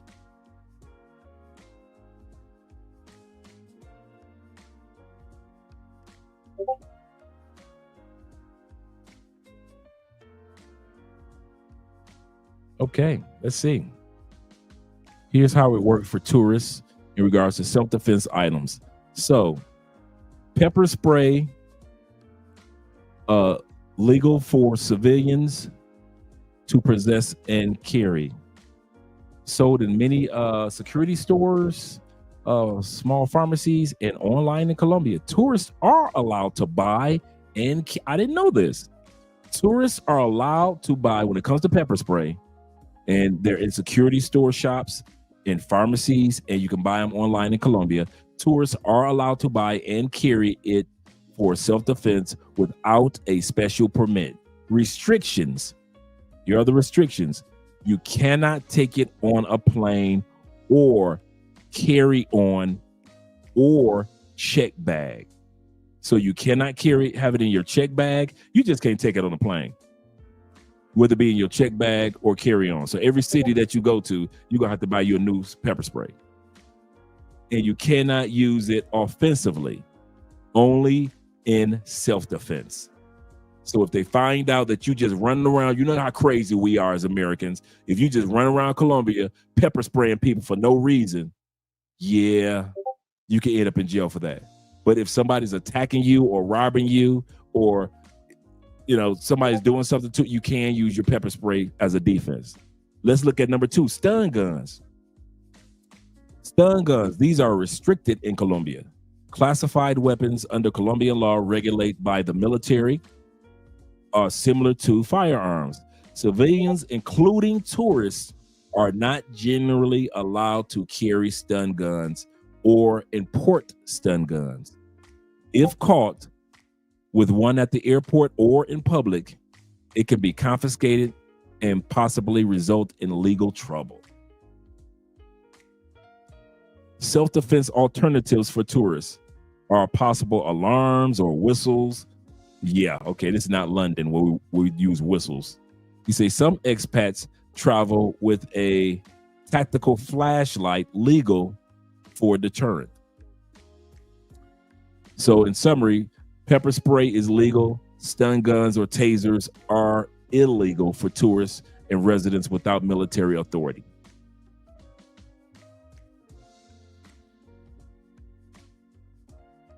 So we got that.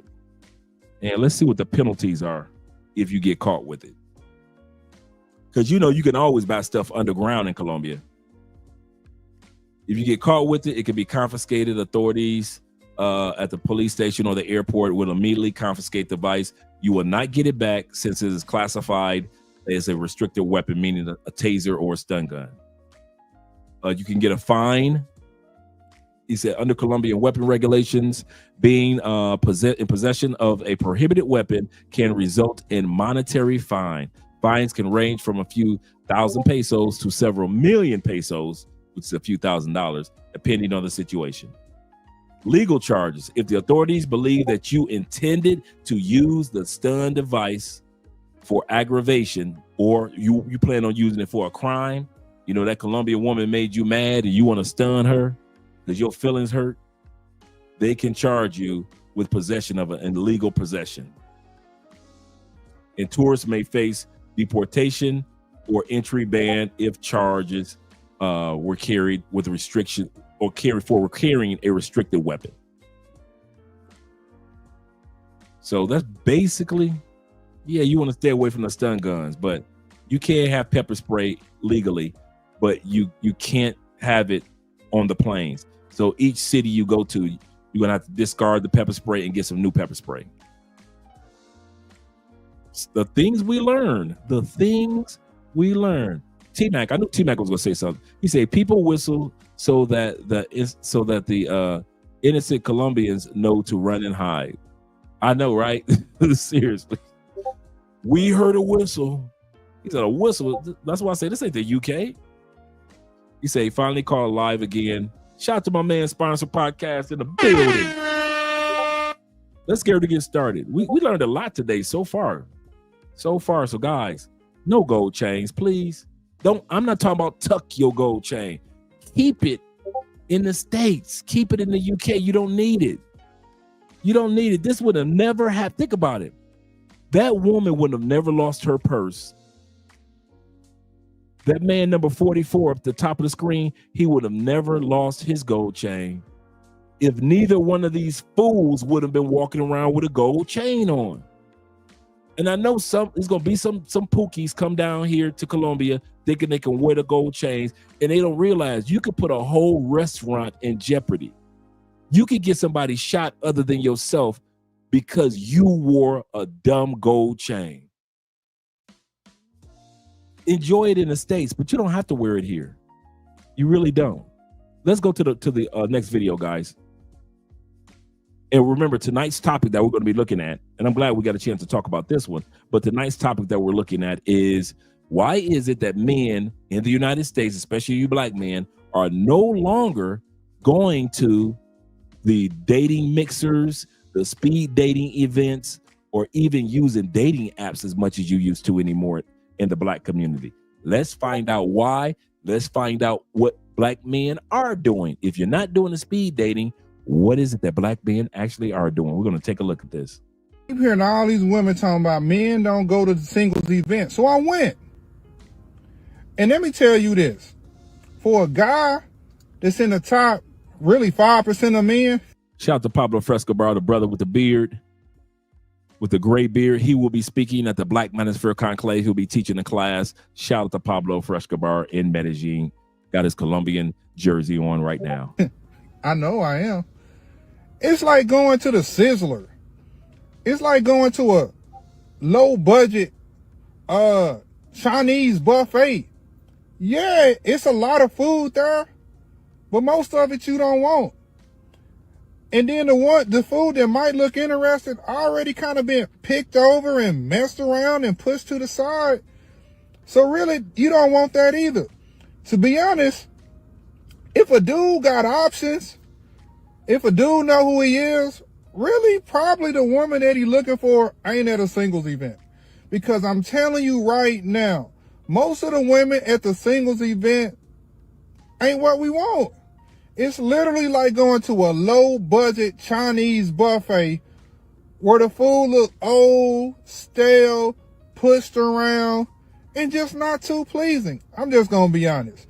So that's probably one reason why the guys y'all want really ain't going to singles event. He said like sizzler. I'm just being honest. So I'm hosting a speed dating event, and like 9 women have showed up and only 2 males. Why? And like 7 males pay for tickets. So I don't know why. Why don't men come to speed dating events? I think the fact that they keep on asking these questions, you know, I know we laugh and joke about this type of stuff, but it really solidifies the fact that modern women aren't listening to men at all. I mean, the guys keep on telling you, we don't feel like it's marketed towards us. Men always assume this, and I, for the life of me, do not understand. Anytime my friend and I invite guys to come to our singles events, they always assume that it's going to be 80% majority men. Like, they'll be like, oh, like, I think it's going to be a sausage fest. Like, I think I speak for most guys when I say, like, we're not going to come because it's all going to be other guys. That's not the case, ever. Like, gone to multiple singles events. I'm hosting singles events now myself. In every situation, it's majority women. And they're all really cool, fun, attractive women. In New York, women here, in my personal experience, they are very willing to sign up for events. They're willing to put in effort to make connections with people, both platonic and romantic. And I have found it not to be the case for men. So I don't know where that perception's coming from. If anyone has any idea, what is that barrier? The reason that we're reaching out to these men is because it's harder to get men to sign up for these events. And yet when we ask them to sign up, they say they don't want to sign up because they think it will all be men. Men do not think that. I've never heard men say, I'm not going to sign up for the event because I think it's going to be all men. Never. Men don't even act like that. She probably heard from one dude that said that, and so she automatically assumed that that's how we all think. Men don't go because it's just not worth it. It's just not worth the $80 or $50 investment to get into the event. So let's just read some of the comments. This video of hers, I think, is one of her more viewed videos, and of course, it landed on the For You pages of all the men she's apparently trying to ask. You know, what's going on? Why don't you guys come to the singles events? Why don't you want to come talk with these beautiful, fun, attractive New York City girls who aren't feminists at all? You imagine going to a New York City singles event? Sounds awful. Sounds like nothing could be worse than doing that, actually. So let's read some of these comments here. This guy says, I seen a TikTok video about a woman who went to a singles event and made fun of the men who were there because of how they looked. And he says she was literally in the same league as them. Another guy says, I went to a Matchbox event. It costed me $85. It was disorganized. And then the women who were there didn't want to talk to men. They thought they were too good for the men there. All were in the same range. The top 10% of men that women actually want are not going to singles events. If you're the other 90%, it's no reason to go just to get rejected 50 times in a row. The type of men that need a singles event are not the type of men that women want to show up to a singles event. Went to a singles mixer, and only women showed up. Duh. Like, why? Okay, dudes who get women wouldn't go to a mixer because they already get women. They just exist and they get women. And then dudes who don't get no women, they're not going to go to a rejection buffet. They already taking L's in the DMs and on the streets and everywhere else. I can't even lie. He's really telling some truth in there. And this is coming from a guy that was going to those singles mixers. Those events can get really interesting. Especially for me being new to the dating scene and stuff like that. It was always weird for me to go to an event and be like 30 women and only maybe like 6 dudes. So statistically, like the odds are in my favor, but it's a lot going on. One, you have to have confidence to be in that situation. So if you ever have any esteem issues or anything like that, you will not thrive in that environment. And the second thing is, and I'll say for me, it was always a thought, okay, one, is there anybody here that actually is catching my eye that's physically attractive? Because that's, to be honest, at some of these events, it's not a lot of it. So is she physically attractive for one? Does she have good energy? Okay, cool. Now, is there anybody else? Because if I talk to this girl, that's probably going to X out my ability to talk to this other girl because they've all seen there's only maybe 4 to 6 men here. So they're keeping an eye out for us in these environments too. So if I talk to her, that's probably going to kill any chance I have with anybody else in the room. Or else I'm going to keep hearing, so what made you choose me? I saw you talking to the other girl. And that's not something we want to do. So that's the stuff that goes through my mind when I was going to those events. Because when I walked in, it was packed. And what do you think I saw? What do you think I saw? What did you see? Exactly what I thought I was going to see. What? 80 women sitting alone. No men in sight. None. I saw so many black women try to solve a problem in dating by starting to host events in person, trying to create third spaces to facilitate dating like offline. And you know what would happen every single time? The men were not signing up. They would be selling tickets to speed dating, and they would always end up with men's tickets on sale. Notice how she worded it. She said, I saw black women trying to solve a problem. I saw black women trying to solve a problem in the dating arena. And it goes back to what International Quiet Storm, shout out to the International Quiet Storm. He says, ABW, average black women, think they own us. Like if they sell the tickets, they will come. You build it, they will come. They're starting to learn, and they're learning fast over the last couple of years, that mental ownership of black men is not automatic.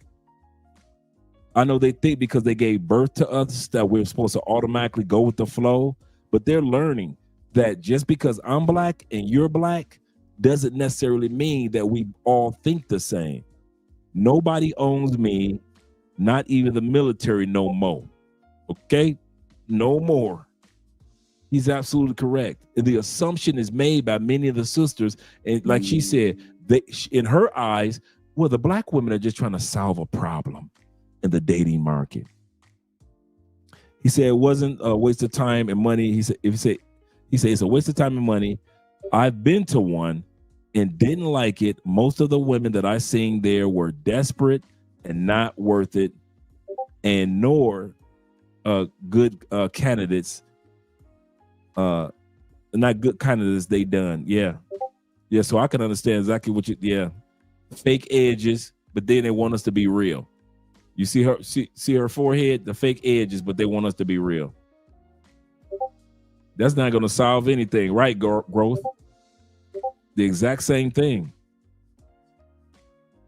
Twan in the building. Twan says this. He said, I thought that they were supposed to be smart and educated to figure out the problem. They should have figured it out. They're so smart, so educated, the most educated women with the most degrees, but yet and still they can't realize that that's a bad idea to try to save the black community with speed dating. If it wasn't for speed dating, he said 100 women at an event and 2 or 3 worth taking. And a lot of guys are saying that. A lot of guys are saying that they're going to all these events and it may be a couple of the women that's worth getting to know, but they can't get to know you because they got all the other women looking at them like, girl, don't give him your number. Don't waste your time talking to him. Why are you talking to him? It's sad. CP says this. He said, I'm glad, bro. He said, he said, and bros like yourself and some other bros that know that they don't have to settle. We don't. We really don't. Shout out to all the guys that don't settle.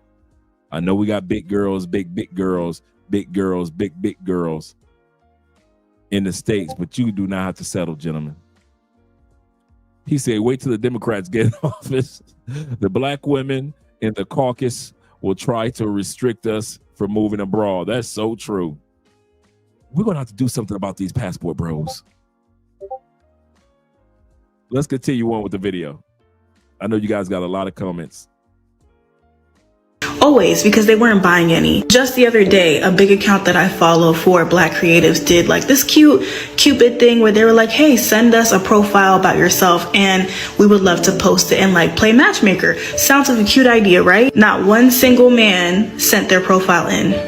And mind you, this is an account that has well over 100,000 followers. It's just time to stop.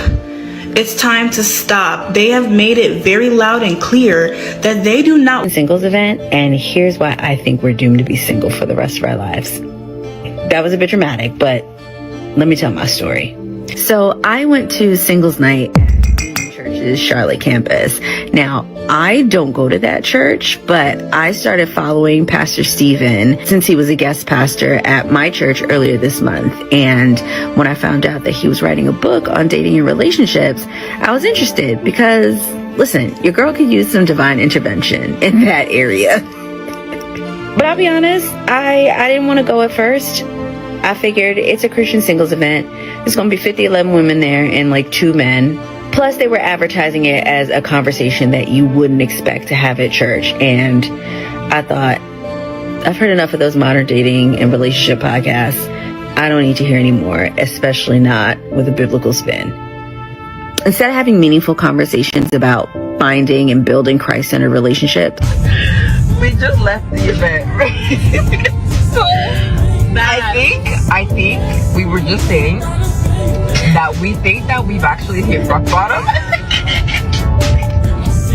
No, it was actually. We think we've actually hit rock bottom, and I think we were either punked, catfished, or it felt like a sick And my spirit, while I was there, my spirit told me, no mas, por favor. I am not going to no more of these, okay? That rhymed, period. I'm not going to anymore, and here's why. So that singles event was cool because they actually had a mix and mingle session at the end where they put us in a very cool atmosphere for people to talk and meet with each other. Although there was like 3 men there and 300 women, I loved the fact that they did that. I thought that was really cool. But my thing is, you go to one single event, you go to them all. They got the same message, and I'm going to tell y'all what they be saying so that you can know ahead of time. If you feel like you're called to go, go. If you feel like the Lord is telling you to go, go. If you've never been, go. If you want to mix and mingle with other single people, go. But let me tell you, this is going to be the singles conference starter pack. I'm going to tell you what you're going to get. Before she tells what we're going to get, let's give a shout out to our brothers, T-Mac and Kevin Crawford. T-Mac with the $10 love on the Cash App, as well as Kevin Crawford with the $5 love of appreciation. Appreciate you, gentlemen, as well. Let's get back to the video, see what she has to say. And she said this was a Christian one. Okay? I'm gonna get hate for this, but whatever. I approached a black man this week at like a dating event, and he was not interested in me, and that by itself is like not a great story, right? I tried to shoot my shot, he was not interested, I moved on. But immediately after I walked away from this man, he went up to a group of 5 white women and he introduced himself to all of them. And then I kind of observed out of like the corner of my eye for the rest of the evening, this man was only going up and talking to different white women. Later that night, another very attractive black man came in, the exact same thing, only talked to the white women that were in the room. There were maybe 6 or 7 black women throughout, and I could tell. I would look over at the black women occasionally, they would be looking, we would all be observing the same thing. We're all thinking the same thing, right? And as someone who has reviewed a bunch of different like dating events, I have seen this play out so many times where you walk into a room, the black women are looking for other black men, and the black men are not looking for black women.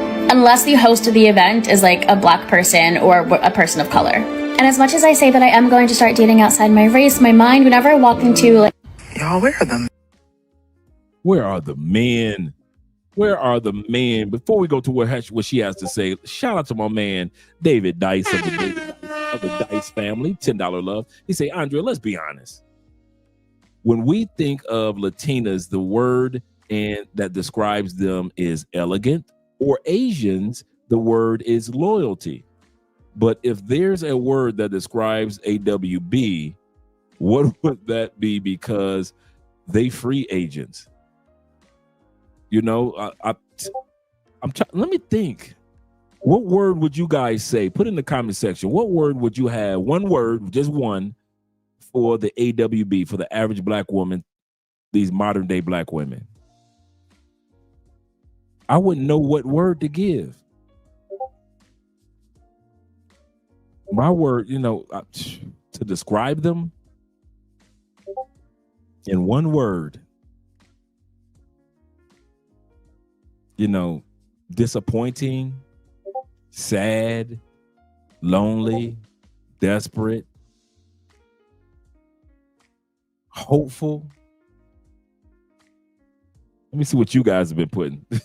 You guys probably got something better than what I got.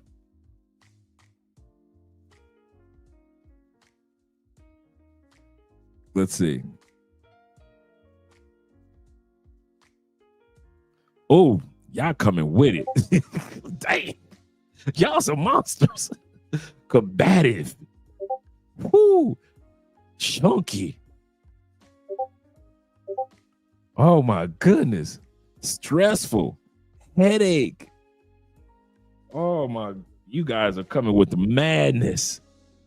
Heady and high-minded. Disrespect. These are terms I cannot deny. Depressing or depression. Yep, disrespectful. Goodness gracious. You know what, Ben? I'm not about to sit up here and play with you with the bellicose and cantankerous. Oh, cantankerous. He reached in the back of the crate for that one. He reached in the old school. My man Kobe says this. Shout out to Kobe in the building. It was good hanging out with you, man, during the conclave. I mean, the Afro-Colombian Festival a few weeks ago. Here is the absolute irony. Most of these women would still reject the black men on their level or in their level. He said, I do not feel sorry for them. And you're absolutely correct. That is so true. Uncooperative. Rambunctious. Y'all some monsters. Whoo-wee. And you know what the irony of it is? They're saying that we don't want to be and get to know them. We don't want to communicate with them. But when it was black men and black women on Kevin Samuel's Facebook pages, there were relationships being developed because a certain type of woman with certain type of behavior would be in the group, and certain type of men like we are would be in Kevin Samuel's groups. When no Aisha and the big girls knew not to go to Kevin Samuel's Facebook group. They knew they weren't gonna get nobody. Wasn't nothing CIA about them. They knew that not to go in that group. So the type of quality would be different. Shout out to my man Ray. He said, nope, the only thing that I can think of is like shrug my shoulders. Everybody else coming up with some good ones. Entitled, wide backs, aggressive, delusional. I should have thought about that one. Dead inside. Yep, deceased. Entitled, vengeful. Man, woo, that's a shout out to Barry being in the building. Vengeful. And my man Jay Carson. Can't let you guys slide by without saying hello. Necro's in the building. He says this love crossing borders. He said, like I said yesterday, they are. That's the word I was thinking of. Done for the states, for the stateside. Yep. Man, let's continue on. Ungrateful. Ooh, that's a good one. Big Shirley. They are cooked. This is true. Man, resentful. Anti-SYBS. They don't want to see the black man say wide, delusional, obsolete. Wow. Divorce ready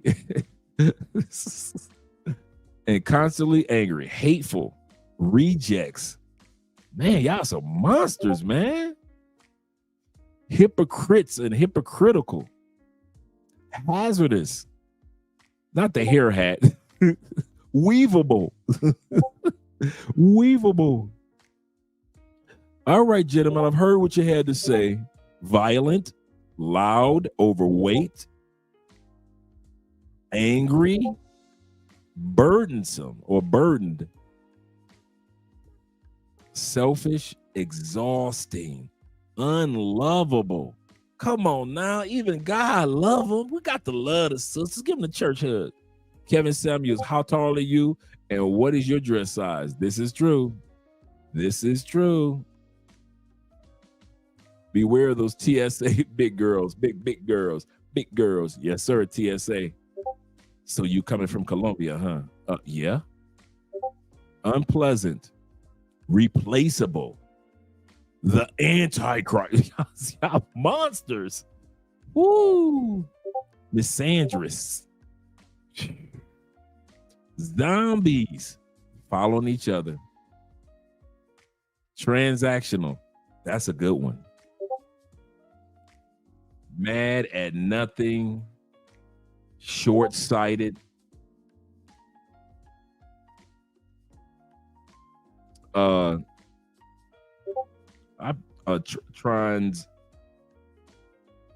Transmusic? A transmatic? What do you mean? I'm pronouncing this incorrectly.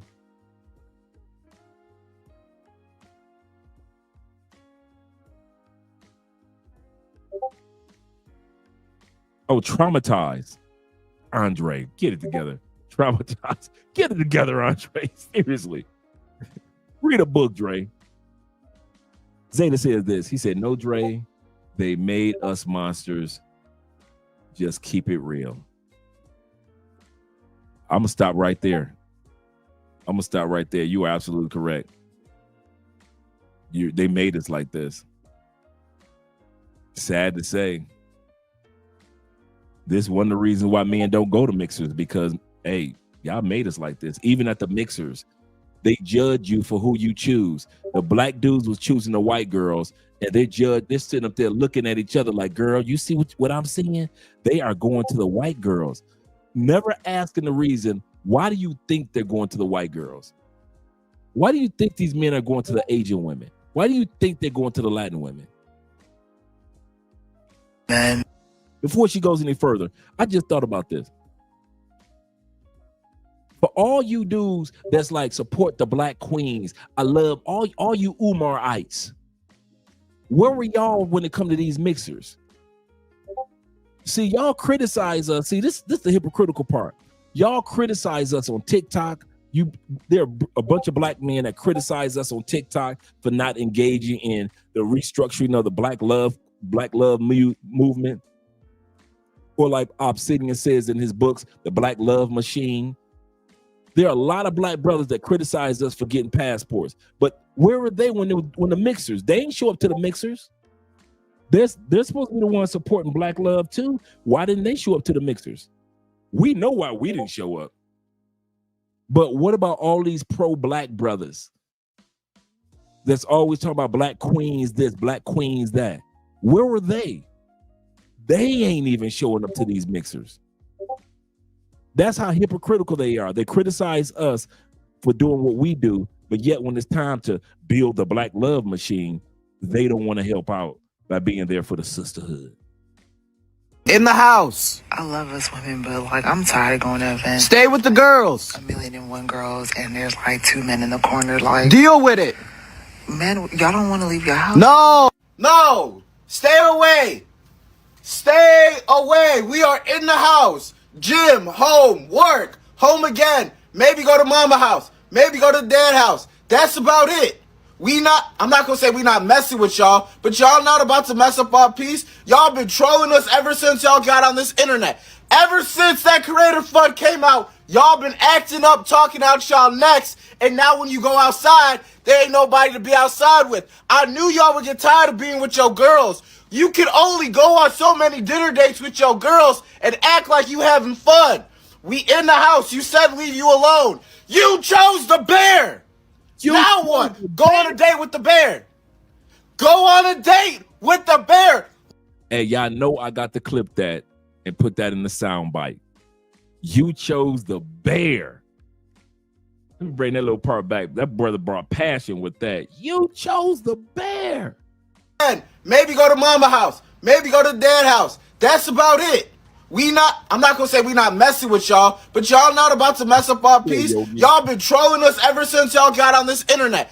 Ever since that Creator Fund came out, y'all been acting up, talking out y'all necks, and now when you go outside, there ain't nobody to be outside with. I knew y'all would get tired of being with your girls. You can only go on so many dinner dates with your girls and act like you having fun. We in the house. You said leave you alone. You chose the bear. Now what? Go on a date with the bear.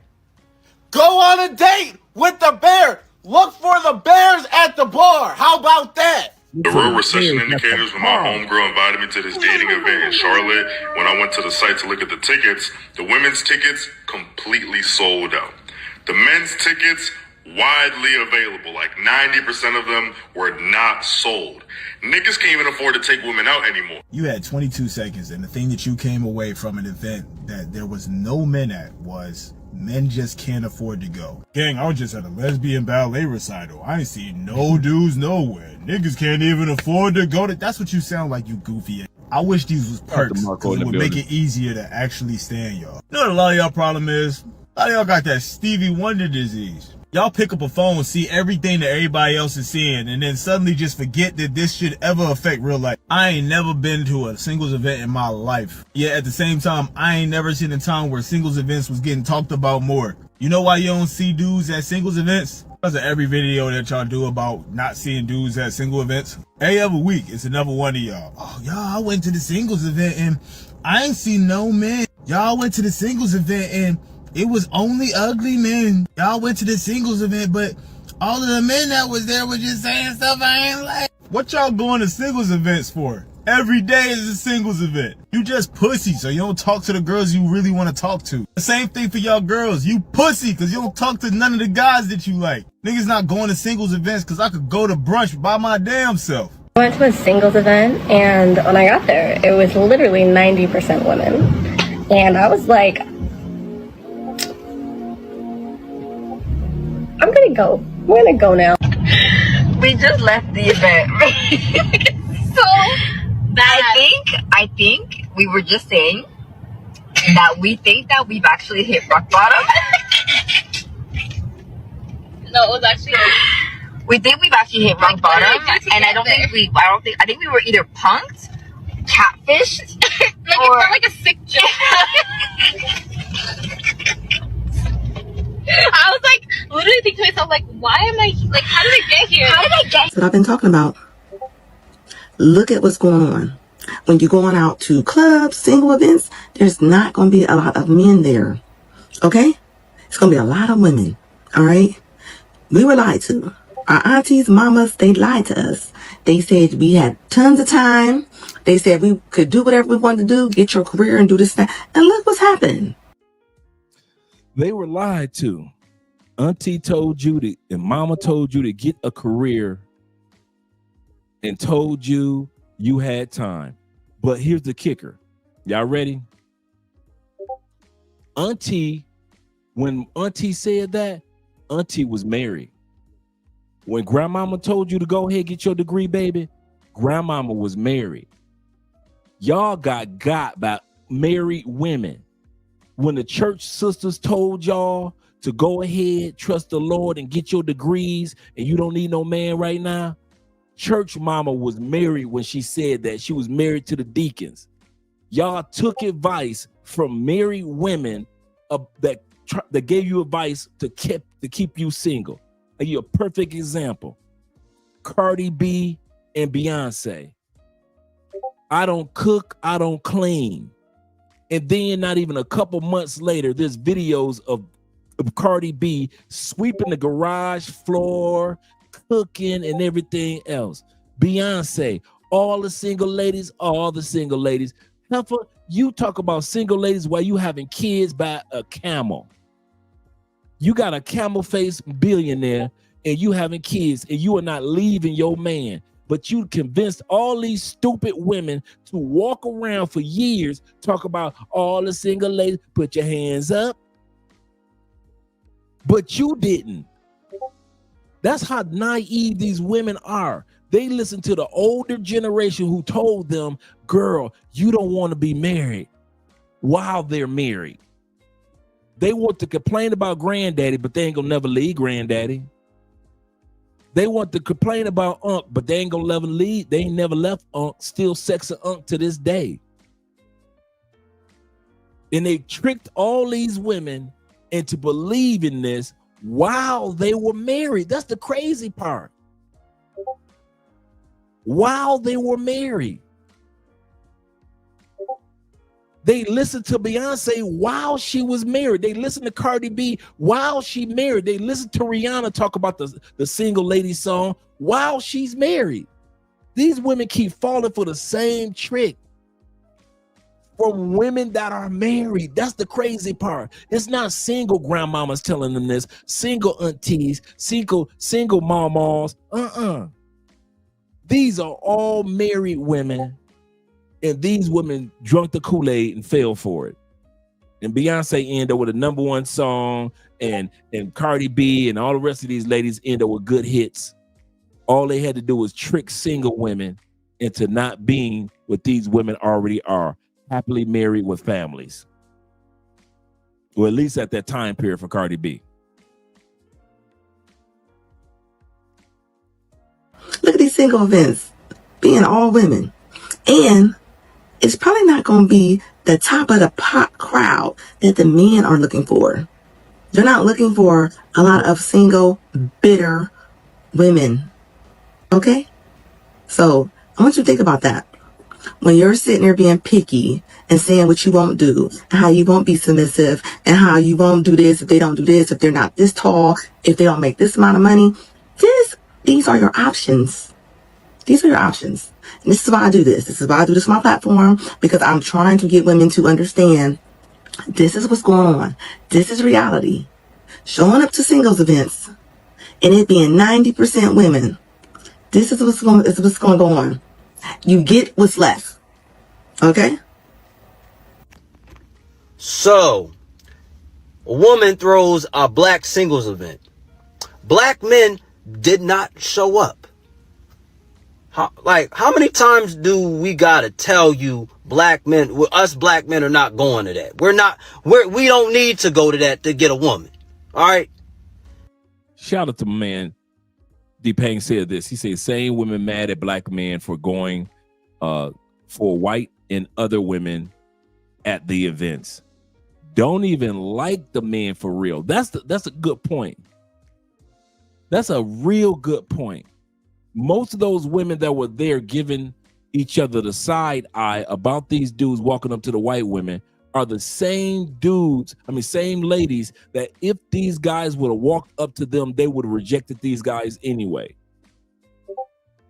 It's the same behavior that they choose when it comes to, and I'm gonna come back to the rest of the comment. When it comes to dating guys such as ourselves that are of the intelligentsia, that focus on exercise. We don't bring no drama to the table. We're part of the guys that are responsible. If you got kids, if you don't, you're still responsible. The guys that volunteer in the communities, they don't want us. And so when we get passports and go to other countries, they mad. But like, wait a minute. If we stayed in the United States, you wasn't hollering at us anyway. So why are you tripping on us leaving? You said you didn't want us. And that's why I say about the women that relocate, about us relocating and complain about us relocating. You couldn't get women in the United States. No, baby, don't ever say that to yourself. We were destroying y'all coochies in the United States. Don't you ever think the passport bros and the black men expats were not smashing chicks in the States. We smash chicks in other countries because we got so much practice smashing you chicks in the States. We got quantity out of y'all. We could just go through y'all, app after app after app, just running through y'all, running rampant. And we found that at the end of smashing 50, 60, 70 of you ladies in the States, it wasn't even worth it. You were just good sexual experience. I ain't hating on you, but we just letting you know what it was. You gave us quantity without giving us quality. So we got a passport and we went to countries with women that give us quality and not just quantity. And y'all mad. Y'all mad because we ran through y'all and left. So you try to sell to the world, well, y'all couldn't get us anyway. Baby, we've been running through y'all. We ain't no passport bro versions. I don't know no virgin passport bros. I don't know from the 8 when Austin Holloman at 23 and all the other young dudes that got their passports at 8. I don't know no virgin passport bros. The best thing that ever happened to many of you ladies communities was the fact that we got a passport, because we was running through y'all. If anybody you can smash is women in the United States that are going to this sexual liberation. I can do what a man could do. I can be in these streets. Men love when y'all turn yourself into a hoe. We ain't even got to do nothing. Y'all sat back. I want the right to be a hoe. You think we gonna say something about that? Nope. We gonna keep our mouth shut and let you continue to hoe. I'm gonna smash you. He gonna smash you. You gonna get your feelings hurt. He gonna smash you, and he gonna smash you, and she gonna smash you and let you go too. We don't care that y'all got sexually freedom. We love it that y'all being this stupid and giving us all this quantity. But just because you gave us quantity, sisters, that does not mean that y'all was giving us quality. And we left to go find quality. We left to go find quality. Let's continue to hear what the brother has to say. Shout out to all you brothers. Shout out to all you brothers. And my brother had to say this. He said they want right fist left.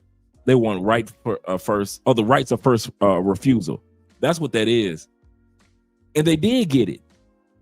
They had the chance to be the first. Come on, let's be real, man. A lot of our ex-wives are black. Not everybody's, but most of ours who got divorced, most of our ex-wives were black. We gave the sisters the right of refusal. Many of us, our first girlfriends were black. Our second or third girlfriends were black. The first female that gave you a one-night stand was black. The first female whose sister let you smash, because you were smashing her, then her little sister let you smash, and they were 2 years apart, was black. Your first pay for play was probably a black woman. We've been giving them the first right of refusal for ever and a day. The first female you probably hollered at to try to take her out to dinner was probably black. The first female that you ever tried to be intimate with was probably black. The sister that you sat back and had your first crush was probably black. We've been giving them the first rights of refusal from day one. So when we finally refuse, dude, they had ample opportunity. They had ample opportunity. You can't continue to expect first rights of refusal, and then when you don't take advantage of your first rights, and then you mad because the next woman want to come along.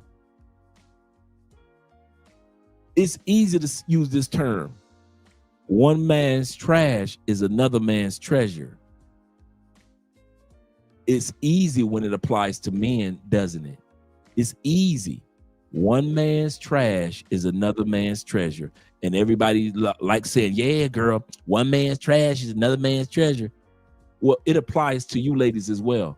One woman's trash is another woman's treasure. We ain't want y'all anyway. I can't tell from how many of y'all we smashed.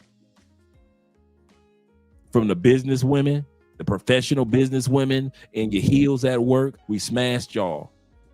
The women that were our kids' school teachers, we smashed y'all. The medical industry, the female nurses, the female med techs, the female doctors, we smashed y'all. Aisha and Keisha, LaWanda in the hood, we smashed y'all. It ain't a tier of womanhood in the black community that we didn't run rampant through. In college, we ran through y'all in college. At the clubs, we ran through y'all in the clubs. Y'all gave us quantity. Y'all didn't give us quality. So you say it ain't no quality women? No, I'm not saying that. I'm not saying there's no quality women in the United States. What I'm saying is, if as a Libra, put it on the scale, I got more quantity than I came across quality. There is quality in the States, but when you put it on the Libra scale, it's far more quantity I was running through than quality. And that's for many of us, sadly. For many of us. Shout out to all you guys. Let's get back to the video. I'll read the last comment with Quiet Storm. He said, Dre, that you won't believe how many high-level women attorneys I smashed in my life. Bruh, I do. He said, I think the lowest salary one made was $300K, and I was broke in the military. Bruh. Dudes don't, a Quiet Storm. Dudes don't never want to believe dudes like us that tell these stories. They think when we said we was running through chicks, they think we was running through broke chicks in the hood. Bruh, I'm telling you, some of the easiest chicks to run through at a happy hour. 5 o'clock happy hour at the bar. Easy to run through. You ready? The chicks that play golf. Easy to run through. Easy to run through. The school teacher or the principal that's teaching your daughter or your son at school, parent-teacher conference, and you show up as a black man, easy to run through them teachers in that class, in that school. Easy to run through them. Female business owners that own their own business, or females that are into tech, that they're making 6 figures. Bruh, money will never out-trump lonely. I'm gonna say this. Let me put this all to the side for a second. Money, and don't y'all ever forget this, and some of you older guys can attest to this. Money will, for a woman's money, a woman's wallet, a woman's bank account, a woman's investment will never, ever out-trump her loneliness. Some of us have, when we were in our brokest state, smashed some of the baddest chicks and some of the nicest. Dude, am I lying? Dude, I have smashed chicks in houses. I was flabbergasted how they got this house at such a young age. You work for what television station? You work for what government agency? Man, I was running through them in B-more. Okay, you know, B-more, in Baltimore, you can get a lot of them government girls that work in DC, right? Their wallet will never make them feel, when that loneliness hit them, bruh, phone calls going out, no matter how much money they make. Dude, I kid you not. I remember I was watching, this had to be this was a while back. It was Mayweather versus Pacquiao. I think it was like their last fight. So this had to be like 9-10 years ago, right? I'm at my boy house, right? No, we at this chick's house. No. We're at a fight party. That's where we are. We're at a fight party. So this was a while back. And you know, I'm sitting up there, you know, just hollering at women and so forth, just keeping conversation. And the fight was over. And I see this bad chocolate sister. She was bad. And she saw your boy. Not even 10 minutes later, she jumped in her car. I jumped in my car. Followed her to a crib. Bad in Tampa. Bad crib. And it was one of the new developed areas that I hadn't even had a chance to see what their houses were like out there in Wesley Chapel. Shout out to Wesley Chapel, right? Some of you Tampa boys know what I'm talking about, right? They still developing Wesley Chapel. So she living out there with the new nice houses. Brothers, it doesn't matter how nice their home is, how much money they got, how much money you got. When a woman is horny and lonely, you're going to have a story to tell by the time the sun come up. Don't you ever think women with money or their money out-trump their loneliness. Some of your favorite female content creators that you see on YouTube that act so ladylike, and I'm Dr. This, and I have advice of hey, some dude that ain't got that much money is breaking her back in until she finds the husband who she wants to show off in public. I'm the dude that they smashed in private. Quiet Storm at one point in time was the dude that they smashed in private. until the type of guy that had the image came along that they want to show forth in public. But until he came, no matter, dude, I could have gas money in my pocket. Go over to that chick crib. She cooking dinner with her $275,000 salary. She cooking dinner. She's got the, as soon as I get there, glass of wine, the nice smooth jazz. Is it? Come on, smooth jazz playing in the background, echoing through her sound system that she got installed. She just so happy that tonight when she lay down, it's going to be a warm body on the other side of that bed. All you dudes that think that these women got money, that they somebody, bro, when loneliness hit, they just like Aisha and Keisha in the hood. They are just like Aisha and Keisha in the hood. Lonely as can be. Just like Aisha can get it, the chick that lived in the Wesley Chapel suburbs, they can get it too. Don't you ever think these chicks, because they got money and they got them a Birkin bag, that they somebody. Let them get lonely. Let them get lonely. You be looking like Luther if only one for one night, boy. That's how they be feeling.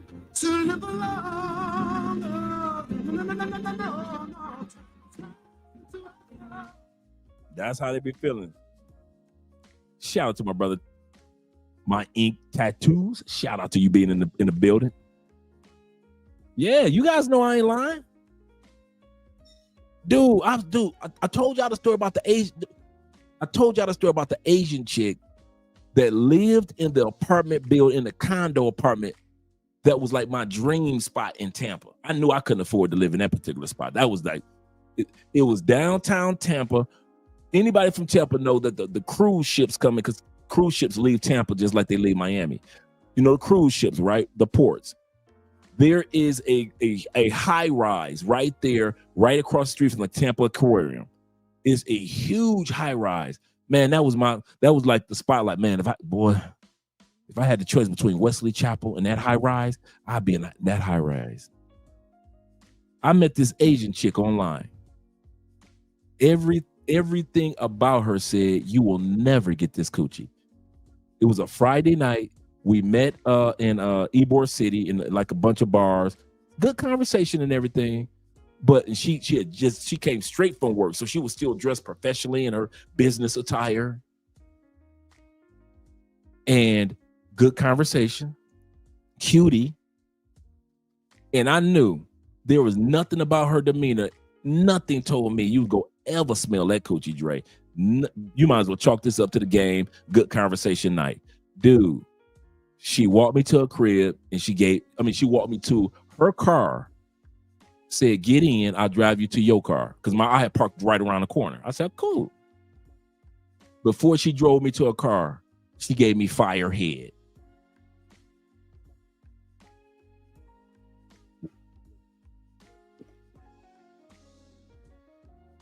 Okay, we in the club. Okay, I ain't gonna get this coochie. Okay, we walk out the bar. Okay. Get in her car. I got it. Get in the car. She gonna drive me around the corner to my car. Okay. And now I'm busting at her mouth. What the? I mean, Miss Professional Executive. I'm busting and I'm okay. We get around the corner to my car.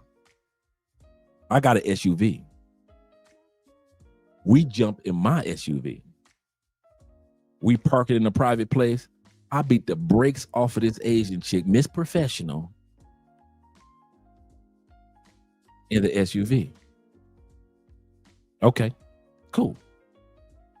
I'm thinking like, okay, good.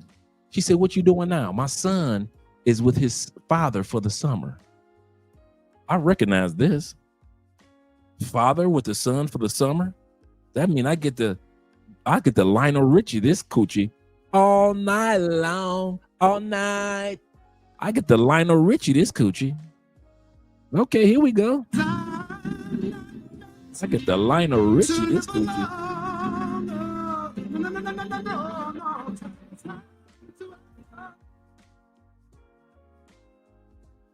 I said, okay. So she jumped back in her car. I followed her in my truck. She lives in that high rise that I always dreamed of living in.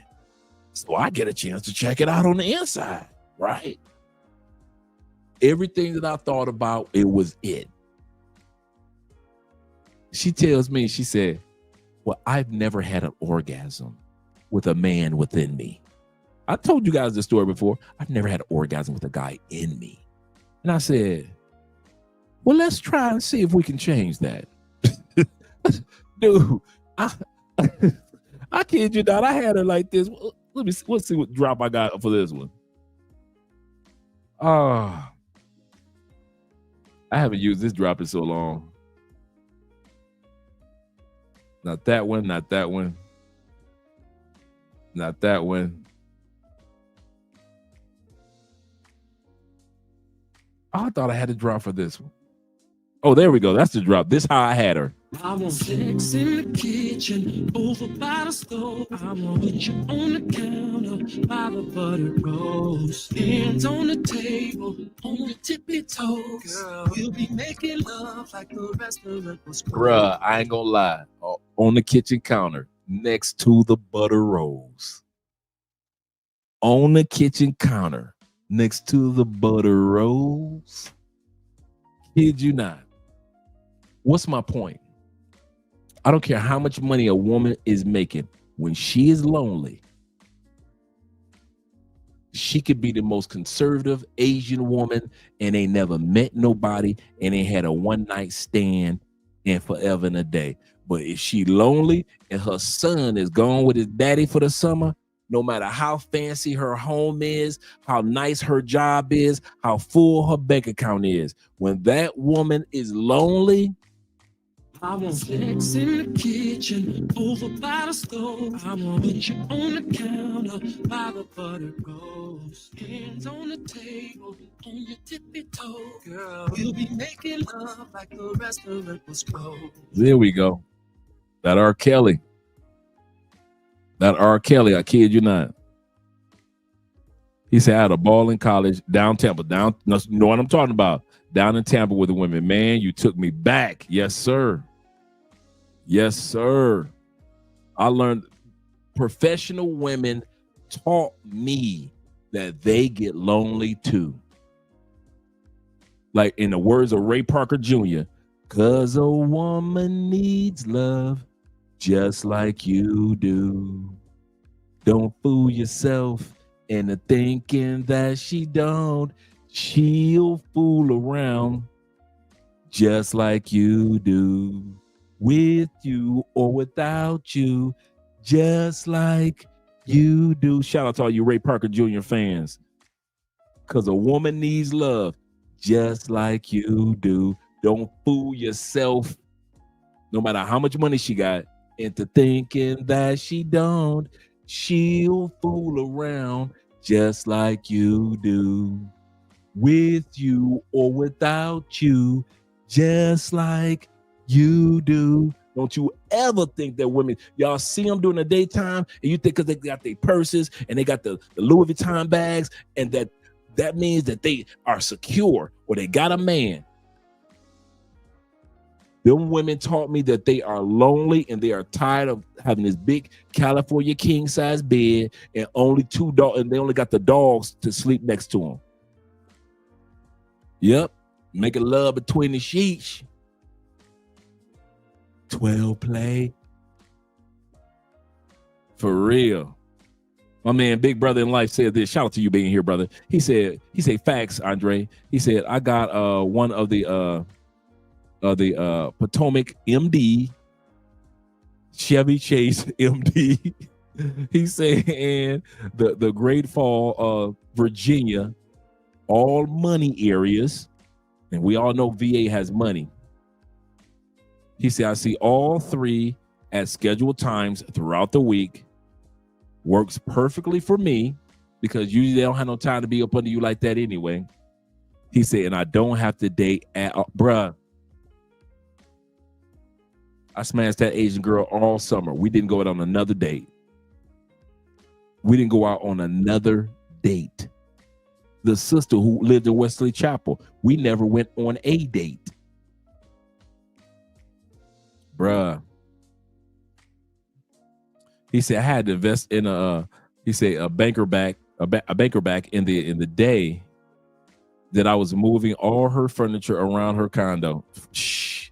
Come on now. She lives in Harbor Island. That's a nice spot near downtown. I know exactly where you are. Exactly where you are in Tampa. Yep. Hell, female gigolos get lonely. Gigolos get lonely too. For real. For real. He said Wall Street in the 70s. Yeah, man.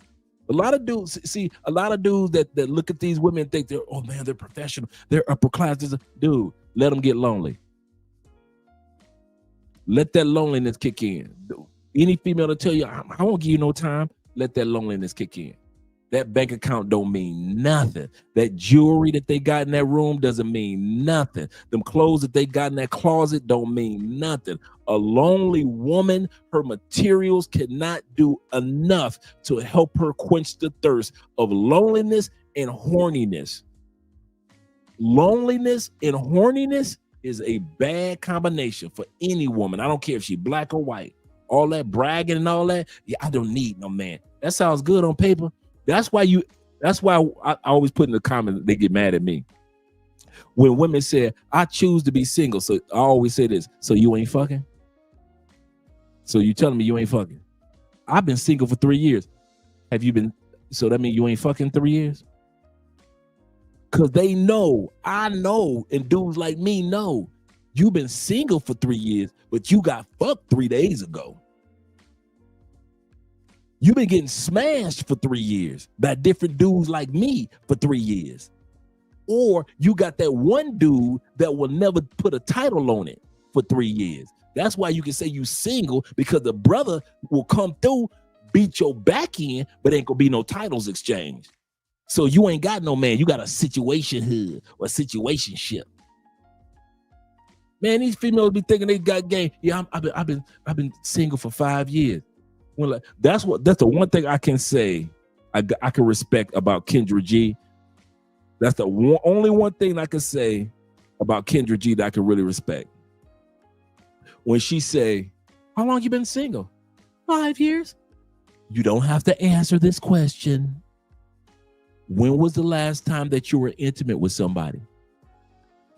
3 weeks ago. So you've been single for 5 years, but you've been slinging them cookies for 5 years. So you've been in the streets for 5 years.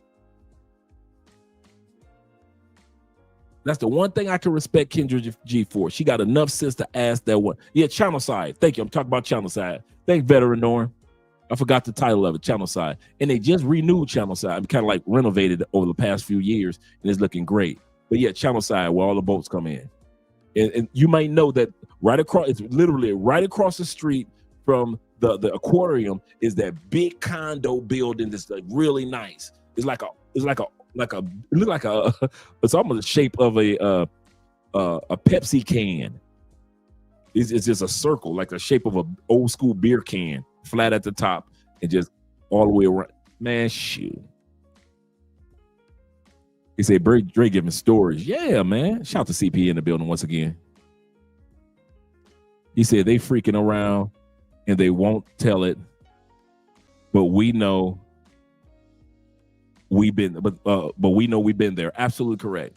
You guys ain't never lied, man. I'm not the only one that got these type of stories with these women that walk around with their finger up in the air and get their nails done for $350. That's all cool, boo. They got degrees. Man, they be having degrees all on the wall. I remember, dude, man, I had one chick that was so lonely. I told y'all, this was the first time I ever had sex with an actual rocket scientist. This sister literally worked for NASA. She was literally a rocket scientist. 6 foot chocolate baddie. And she flew herself in to spend the weekend with your boy. and she was cooking and cleaning while I was at work. Cause I'm still working, girl. I ain't gonna take no days off for no coochie. So she stayed at the house, and every time I come in, you had a hot meal waiting for your boy. We talking about a woman that's making NASA money. An actual rocket science. She was very intellectual, really nice woman. She really was a nice woman. But she was lonely like the rest of them. And being working for NASA meant nothing. And having that money meant nothing. And she was so lonely, she said, I will fly myself in. This before flew in was a thing, right? I had women do, I kid you not, and she was the only woman that flew themselves in, bruh. I kid you not, man. When a woman is lonely, all of those accolades and finances disappear. They can only, the young man with the blanket said one thing, and that was so true, other than the bear. We knew you would get tired of hanging out in those girl groups, hanging out with your girlfriends. The only reason you hang out with them is because you're lonely. That is one of the first signs of loneliness for a lot of these ladies. They always on girl this girl hanging out the club with the girls, going out to dinner with the girl. Y'all see that in Thailand. American chicks hang out now with American chicks. Y'all see that in the Philippines. American chicks hanging out with American chicks. We see it here in Colombia. Y'all see it in Brazil. Y'all see it in Europe. American chicks hanging out with American chicks. Why? Because they are lonely. In each one of these countries, it's the same thing back in the States. They be lonely, but we always knew. Go ahead, let that clock keep on running, because they gonna get tired. They hang out with their girlfriends because they lonely. Then they're going to get tired of talking about the same thing over and over again with their girlfriends. And now here you come getting the call. Hey, big head. He ain't never lied. When he said, I know y'all was going to get tired of hanging out with y'all girlfriends. Shout out to my man Jay Shar in the building. Yeah, for real. Yeah, man, she was wild. Legs so long, all the way over there. Other leg spread way over there. I was like, girl, you got legs on you. And she was extreme. She was feminine. She was very feminine, man. She was one of those females, man, that she was gonna make somebody a good wife. I didn't see her like that, because I just see her just a smash. But I could see her being a good wife to somebody, without a doubt. But yeah. He said that's why they're looking for us overseas now. Yep, they're trying to follow the fellas overseas. That's so true. Let's get back to the video, gentlemen. See, black women, you chose the bear. Then on top of that, you sat out there, said you were strong, independent, went with that fake feminist movement that was really racist and trying to destroy the black family, which all sat out there ran with, because y'all want to be the German shepherds for white supremacy. Hang on. Brother said the black woman want to be the German shepherd for white supremacy. So you not only said you were strong, independent, don't need a man. I need my man. You fell for that dumbass Steve Harvey mess. Think like a guy. That didn't work out. Then you sat out here and said, my man gotta be 6 foot this and have $1 million, all of that, and that how that work out for y'all. Now y'all done hit the wall, y'all washed up. These are washed up women going to singles events, black single events at all, because it's not working out for you in real life. It ain't working out for you on dating apps. So you chose to do a raggedy ass singles event. Now you whining about it on TikTok that no black men showed up. You just ain't good. You still ain't got it. Well, I just told you why. Like I don't know what's wrong with you. You seek therapy at this point. Seek therapy. Fuck off my video.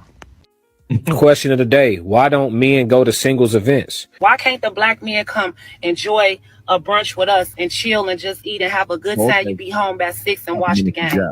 I never seen a world where men be so thirsty to just be with men. That's a gaslight right there. Who said men are choosing to be with men? Dudes is at home learning skills, reading books, saving the money. Men ain't, broing it out all the time. They just focused on themselves. When women invite y'all to something, we just want to have a good time with y'all. Why y'all so mad at us? That's so weird, and we the same. That's gaslighting. Don't assume the emotional state of the men. Y'all consider it a good time. We consider it a waste of time. And in regards to speed dating specifically, I do think for the wrong type of man, it's a full-fledged humiliation ritual. I think a lot of men are checking out from hunting altogether, whether it be a singles mixer, a speed dating event, or just approaching a chick at the grocery store. A lot of men are checking out on hunting because they don't see the return on the investment. Criteria of being a real man, a good man, is getting more and more rigid by the hour. You've become this superstar Negro, and now you got access to all these different females. But then when you get to thumbing through the catalog of what you've now gained access to, it's like buying a big ass coupon book full of coupons to stores you don't shop at. You see what I'm saying? The return on investment is ass. And that's why men ain't showing up. Yeah, bitch, don't get too comfortable. Better not get too comfortable. I've seen these videos of singles events planners trying to ask the comments how to better market themselves to single straight men. And I feel like you're asking the wrong question. It's like when the Democrats lost the election in 2024, and they were like, we support G-side, we support corporate money and politics and all this other stuff that are unpopular. How do we market ourselves? You're asking the wrong question instead of actually changing. Voters aren't dumb, they're tired. Men aren't dumb. They're tired. The dating culture has changed, and so it's harder to care or try. That's just how it is right now. We're used to paying $30 to $40 a month for thousands of swipes to get ignored or ghosted. So these event planners are asking, how can we get men to pay that same money for just several hours, not a month, for exponentially fewer options to get that in person? What do you think is going to happen? I don't know why. Why don't men come to speed dating events? Before he gives his answer, shout out to my man in the building. I didn't notice that Walter walked in. Shout out to my man Walter T. Watts in the building with the $20 love. Mr. Hannibal himself. He said, and thank you very much for supporting the channel over on the Cash App with a $20 love. Appreciate you, brother. Let's continue on. As she asked the question, why don't men come to the events? This is a brother that has been to events across the country. Let's see what he got to say. It's a really great question asked by a lot of matchmakers who set up speed dating events. I've been to speed dating events in Atlanta, Georgia, Milwaukee, Wisconsin, and Denver, Colorado. All right, so ladies, don't kill me on this one. I'm just telling y'all what I've seen at these different dating events.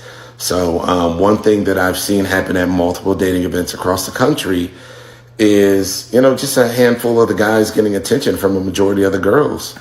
So, if you have an event, a speed dating event where there's like 40 or 50 guys there and, there's less than 10 of them getting any amount of action from the girls. And when I say action, I'm just talking about conversation, I'm talking about like interest. Because, if you've been to a speed dating event, like you do the conversations, do the short conversations. Then afterwards, there's usually like some sort of free conversation time where people are just free to like speak to whoever they want to, follow up with folks, have more conversation, engage different people that maybe they didn't get time with earlier.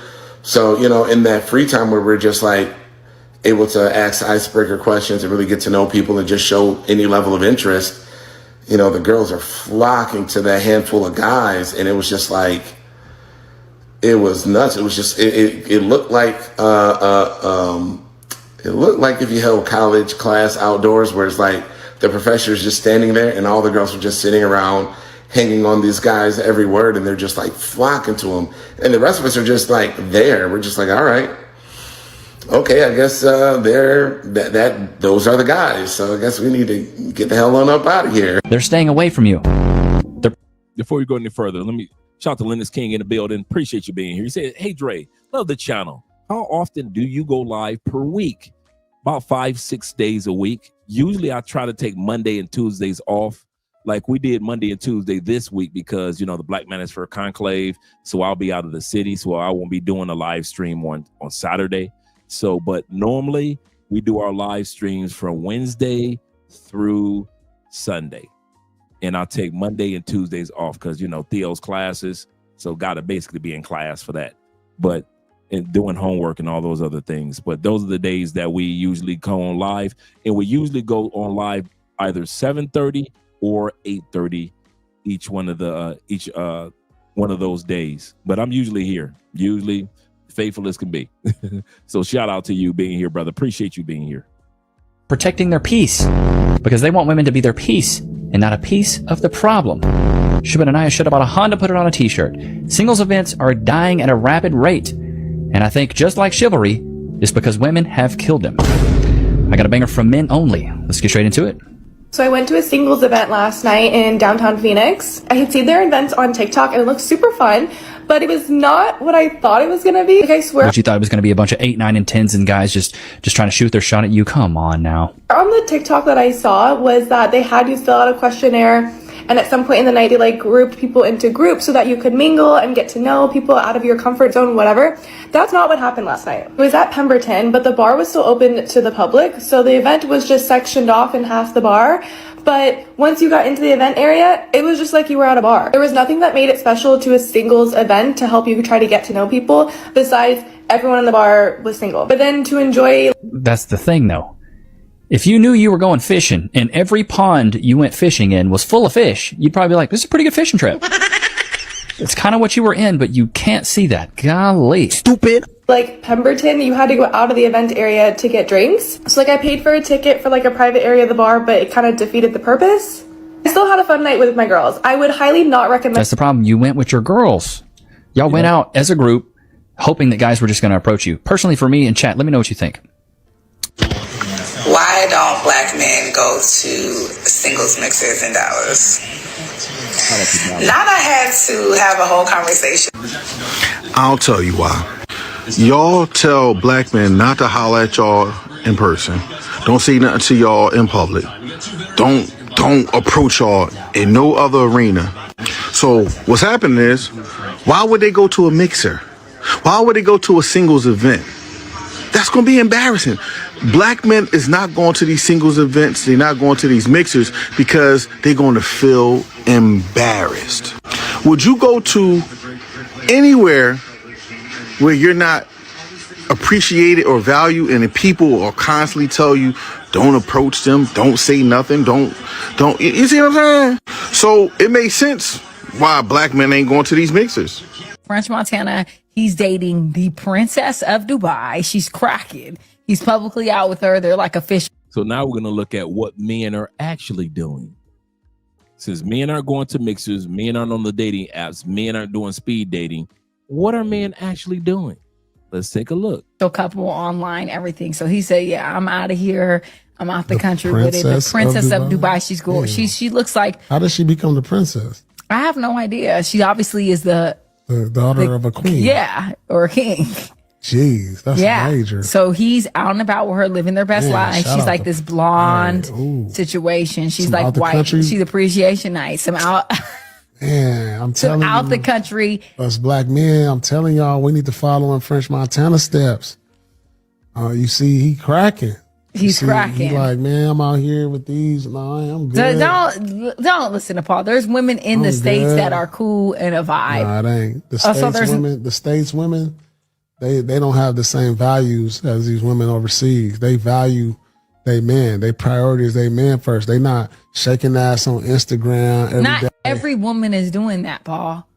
That's American women. That's the majority. No, not every woman is doing that though. I'm not doing that. So there's more women in America doing that than out the country. I can agree, but they're out the country. Women are getting paid $25 to have sex with anybody. Colombia, go there, Brazil. So please kill it. You see how they try to gaslight the women in other countries? They play too much. Let's go to Theo before we finish off. Listen to what this woman has to say. He said, Theo, shout out to Theo with the $20 love. Appreciate you, baby. He said, my pastor said that if I improve myself, then the women will appear. That's absolutely correct. He say, so I asked, if I become 210 pounds, will the single mothers become virgins? He wasn't so happy with me, and I'm using my passport. Absolutely correct. Absolutely correct. I kid you not. That's how we did it. That's how many of us have done it, Theo. I kid you not, bro. And she wants to go to the bottom to make themselves feel good. They always want to talk about the pay for play women. They never talk about the regular everyday women that we meet and get to know in these other countries. They always want to talk about the women that are the party girls, the bottom feeder girls. But in most countries, those type of women that are the party girls and the pay for play don't make up the bulk of the women in these countries. But the women in the United States and UK and Canada will sit back and try to sell it as if these women are so horrible. Yep, checkmate. Checkmate. You say these entitled women have priced themselves out of the market, and they don't want to admit that. Zeta says this. He say, no, French Montana set the bar. He's with a princess. He's winning. Absolutely correct. Because I know, and y'all want to glorify these out the country women. These out the country women, you give them $30 and they're sucking you and all your homeboys' dicks in one night. So stop trying to glorify that. I'm sick of it. Anyways, yeah. I mean, only difference between there and here is the price is up over here. Yeah, well, don't try to say their values are so different than I shaking ass. No, they are. They're doing it. And they're getting shitted on, shaking ass, and all type of stuff. Yeah. Listen, so don't try it. Y'all not? Man, I ain't trying nothing, but I'm just saying, like, right now, if you ain't taking a girl shopping, if you ain't got no bread, if you it's almost impossible to get a girl out here. If you ain't doing that. Like, you go overseas, you can get a broke nigga, right? Go overseas, he got a couple hundred. He can get her because he got a couple. He gonna feel appreciated. American women values, or us as American people values as a black man here. Why would I want to pursue an American woman who thinks that if I'm not on the internet shaking ass or showing my body off, that I'm not cracking? Because that's what the majority think, and that's what the majority do to just feel appreciated. Like, how do I even have a relationship when I'm dating a girl and she on the internet thing turning around? You love to do the turning around. Doing all this, but then the day she get mad at me, when every day they flooding her comments, complimenting her like, "Oh, you look so good, baby." Like, how do I compete with that in a relationship when you getting all these compliments on the day? How do I compete? You know what I can't give you enough compliments throughout the day that's gonna compete with what you gonna get on the internet. Hey TikTok, I have a confession to make. Over the past few days, multiple news articles have come out. I'm in contact with Vice and New York Post, so more on the way. And before they do, I want to tell you guys the truth. When you see me hanging out overseas with beautiful Colombian or Asian women, people have suspected for a long time that these women are being paid or they're poor and uneducated looking for a come up. And the truth is, she went to Cambridge and she has her own money. Truth is, dating in America is probably the worst place in the world to date as an American man. Some women in the West are taught men ain't shit and masculinity is toxic, at the same age as some women in other countries are taught the little things you can do to help a man feel heard and respected. Like how boys are taught to open doors or give flowers to women. People need the passport bros to be losers or predators, because then they don't have to wonder why intelligent, successful, genuine men are leaving and having the time of their lives. The truth is, American dating culture has 50% single men, 50% divorce rate, 70% initiated by women. And it's the fault of American women and men. What's the secret to your relationship? Y'all wanna know the actual secret? Tell me! Just get you a foreign woman. That's the secret. Stay away from Western women. That is the best advice I can give any man that's on. That's on everything. So a guy was talking about how dating women in Europe is so great, and I'm here to say, the hype is real. and this isn't me shitting on American women. American women are amazing, of course. They're just more independent, and I don't want to say the word entitled, but they have higher standards. They're like, I need a man to do this, which, hey. You should. But long story short, so I went to Germany, right? met this girl, beautiful. I'm like, hey, do you want to go on a date? She says, yes. So I took her out to dinner in the arcade. You know, we're at dinner. She tried to play 50-50. I'm like, nah. So I just did the typical stuff that we do in Georgia, you know, pay for everything, open the doors, walked on the west side. And she was just so impressed and was so thankful, like through text messages and stuff. When like a second day, like straight was in love. And it made me feel way more appreciated than I do in America. Because American women, I'll do that and they'll be like, yeah, that's something that you're supposed to do.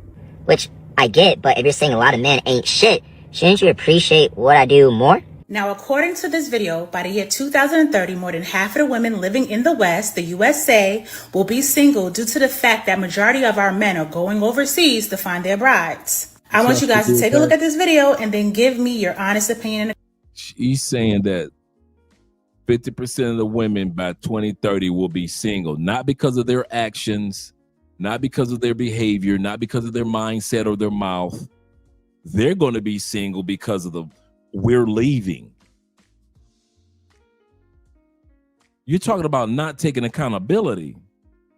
Instead of just saying, you know what, girls, we keep going in this direction, we're going to end up with 50% of us single because of how we act and how we behave. No, that's not it. Single because, according to her, it's the passport bros. It's the black expats. It's the men with passport. Yeah, 50% by 2030s. That's rookie numbers. Let's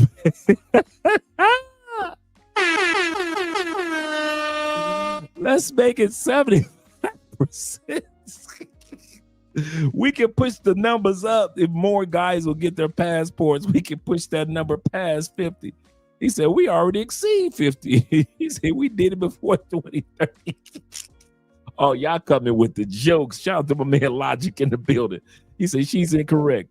It would be more than 50. Goodness gracious. Woo, y'all some monsters tonight, boy. Comment section. Take a look.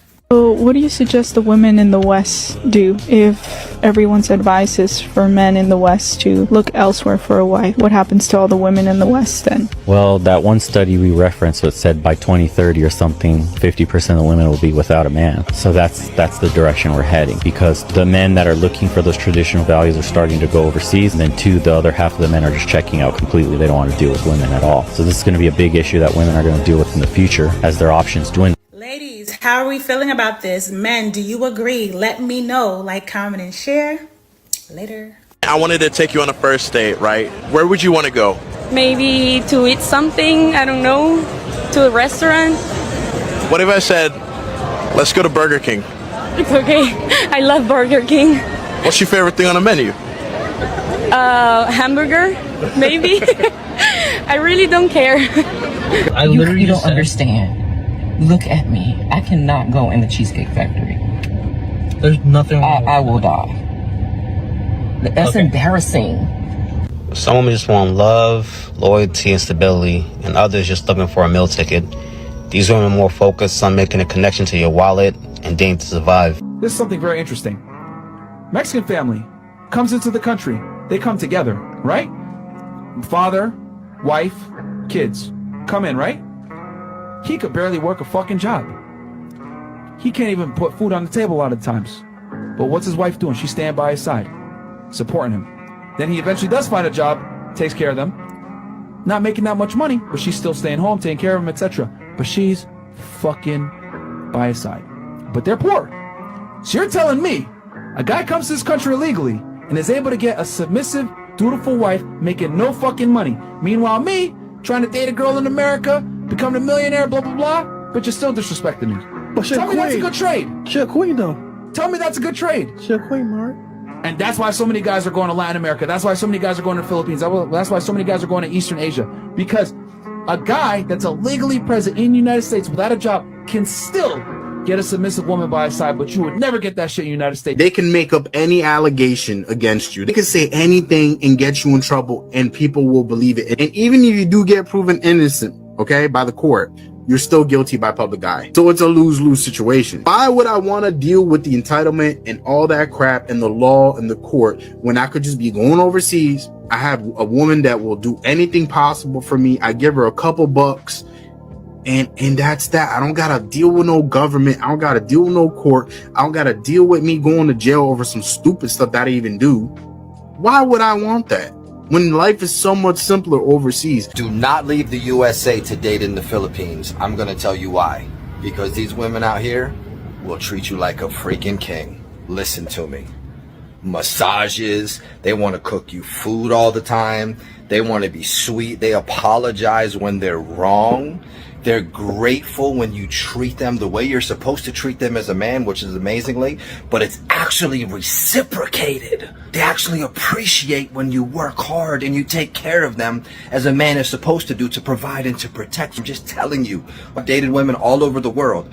I've never dated women like the women in the Philippines, anywhere. So I'm just telling you my experience. There's good women everywhere.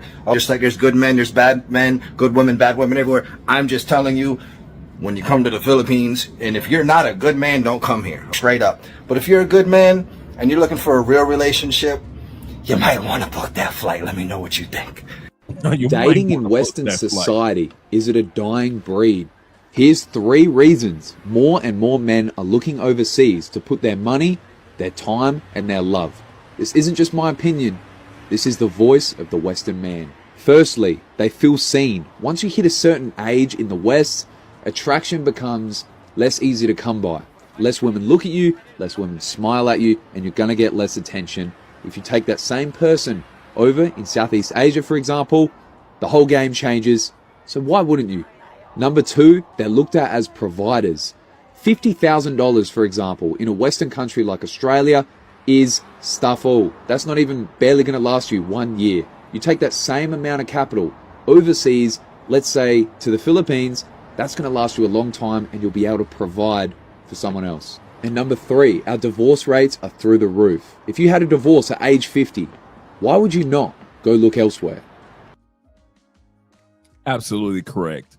Absolutely correct. Why not look elsewhere? If you already know that you're going to be coming out of pocket, seriously, if you already know that you're going to be coming out of pocket, whether it be luxury or whether it be responsibility, because we all pay. That myth that no man pays, I'm married, I pay. You're single, you pay. Yours is called luxury, mine is called responsibilities. We all pay. So if we're going to be paying and we know we're coming out of our pockets, why can't, what's so wrong with us dictating the type of woman that we're going to be giving payment to? Whether it be a pay for play, pleasure girl, whether it be a party girl, whether it be a girlfriend or a wife or a situationship, we should have the right as men to dictate who we're going to be giving our proceeds, our resources, our time, our energy to, our attention to.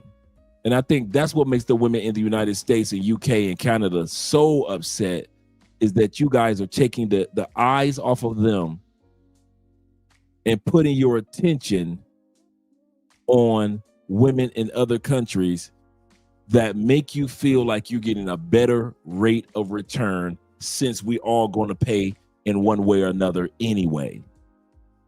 Don't you ever forget that, guys. Don't ever forget that. Let me see what Theo has to say to us. Theo says this: hopefully by 2035, many many Western women, or 60% of Western women, will be single and childless, and a minimum of 60%. He said a minimum of 60% Western men will be married and childless. He said many Colombian, Brazilian women will be very, very happy. Very happy. So that's the part that gets me, man, when I see the frustration in the eyes of men in the United States. And I know that it's only 4% of the women in the world that you guys are frustrated with. The amount of money, it's so, I remember earlier today, Theo sent a picture to us in WhatsApp and talk about how expensive food is in Miami. Like, good Lord, food in this hotel is expensive. I could imagine how much a date in Miami costs compared to when I left almost a decade ago. You guys are paying a lot for a little.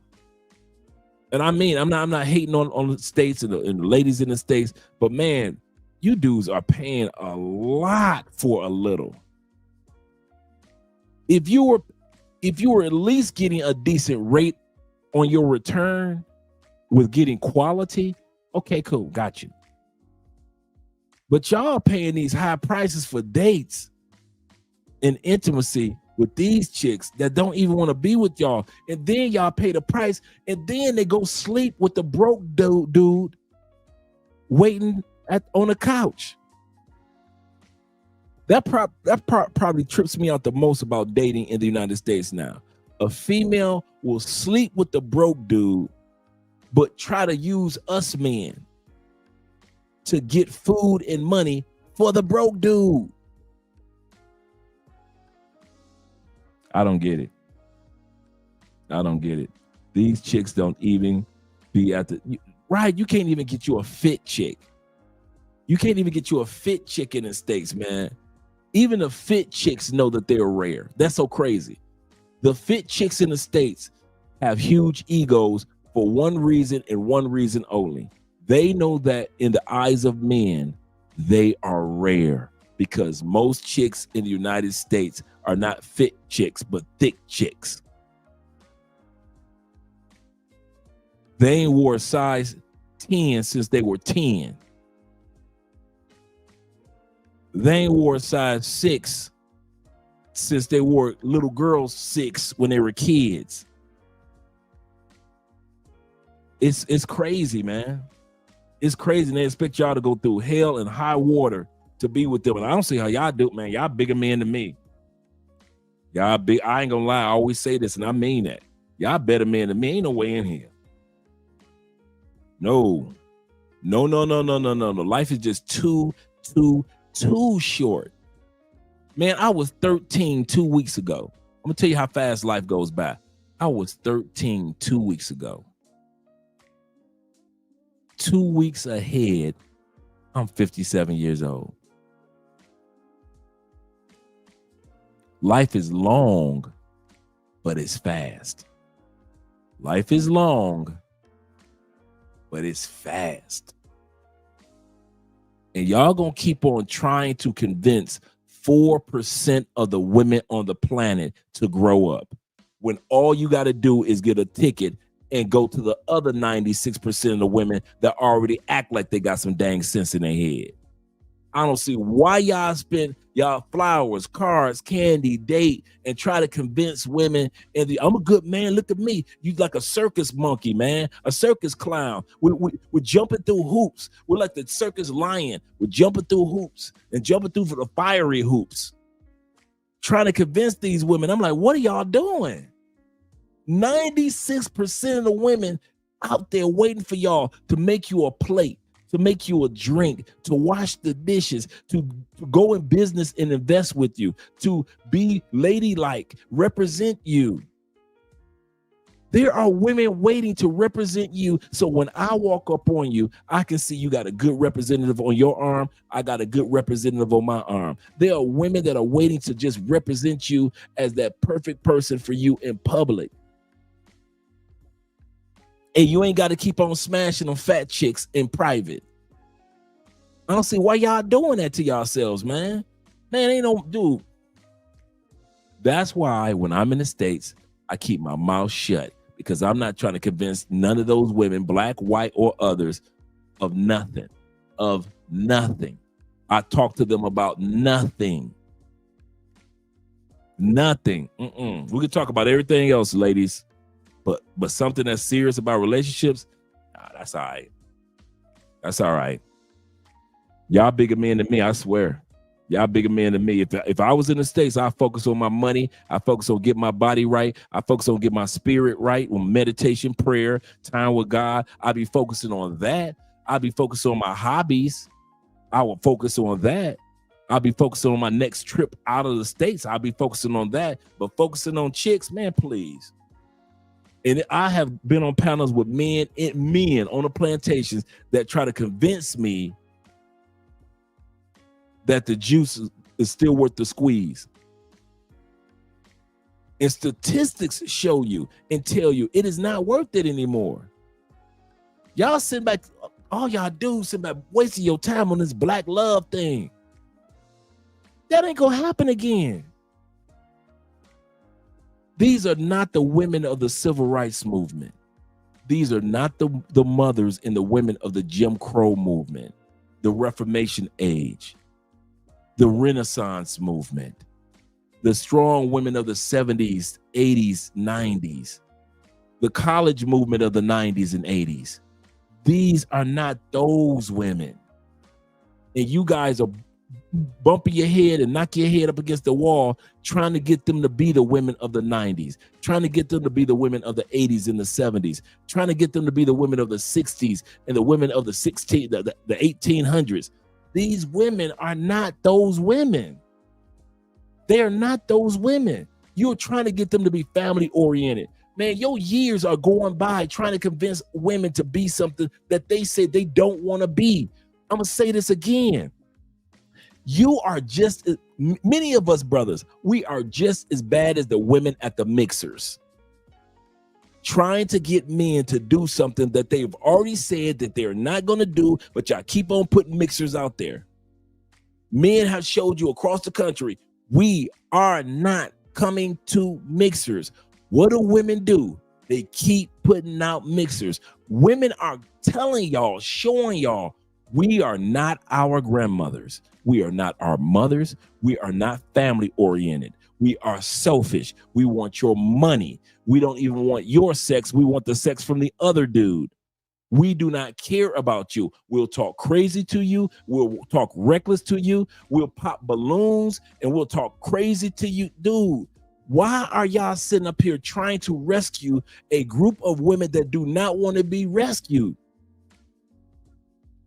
There are some of the women in the black community, because I'll just talk about our people, that don't need rescuing. These are good women. They don't need to be rescued for nothing. I'm not talking about these good women, the ladies of our community that have always been a great example. You guys aren't trying to rescue the good women. They're good. You guys are spinning your wheels trying to save and change Keisha and LaWanda and Mika in them. And your years are going by, bruh. Some of y'all should have been let Mika go. LaWanda, you should have been deleted her from your phone. I don't know why you still sleep with LaWanda. You know LaWanda dangerous. You know LaWanda dangerous. Keisha? You still dating Keisha? When there's 96% of women in the world waiting to take care of you. And before, you know what I love about Andrea? And I said this before in the past, and I mean this from the bottom of my heart. Before I can think it, she knows me so well, she's already done it. Before I can think, dude, there are times when I sat back and I say, man, Andre ain't been in the gym in a couple of days. All of a sudden, Andre will wake up and just say, I'll be like, where you going? I'm headed to the gym. Andre ain't made me that salmon that I like in a couple of days. You know, the salmon with the rice where she put the tuna in the rice and I got the salmon. She put the salmon on the top with the garlic. Man, I really like when she made that. The next day, hey, babe, look what I made. The rice, the seasoned rice with the can of tuna she puts off in there, and she'll put a piece of salmon right on top with the garlic and the I'll look at my man, my nails have gotten long. Your nail appointment is next Monday at 8:30. She's opening up early.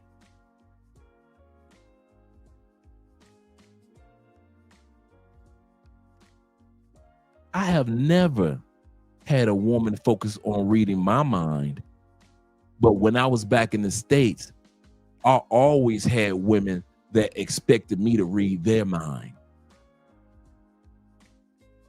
I'll say that again.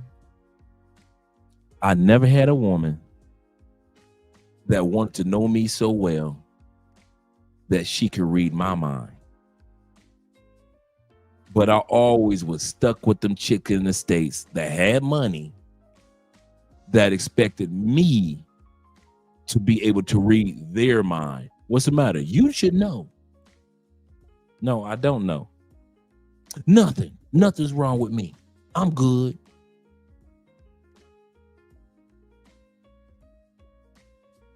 There is nothing special about me. There's nothing special about Andrea.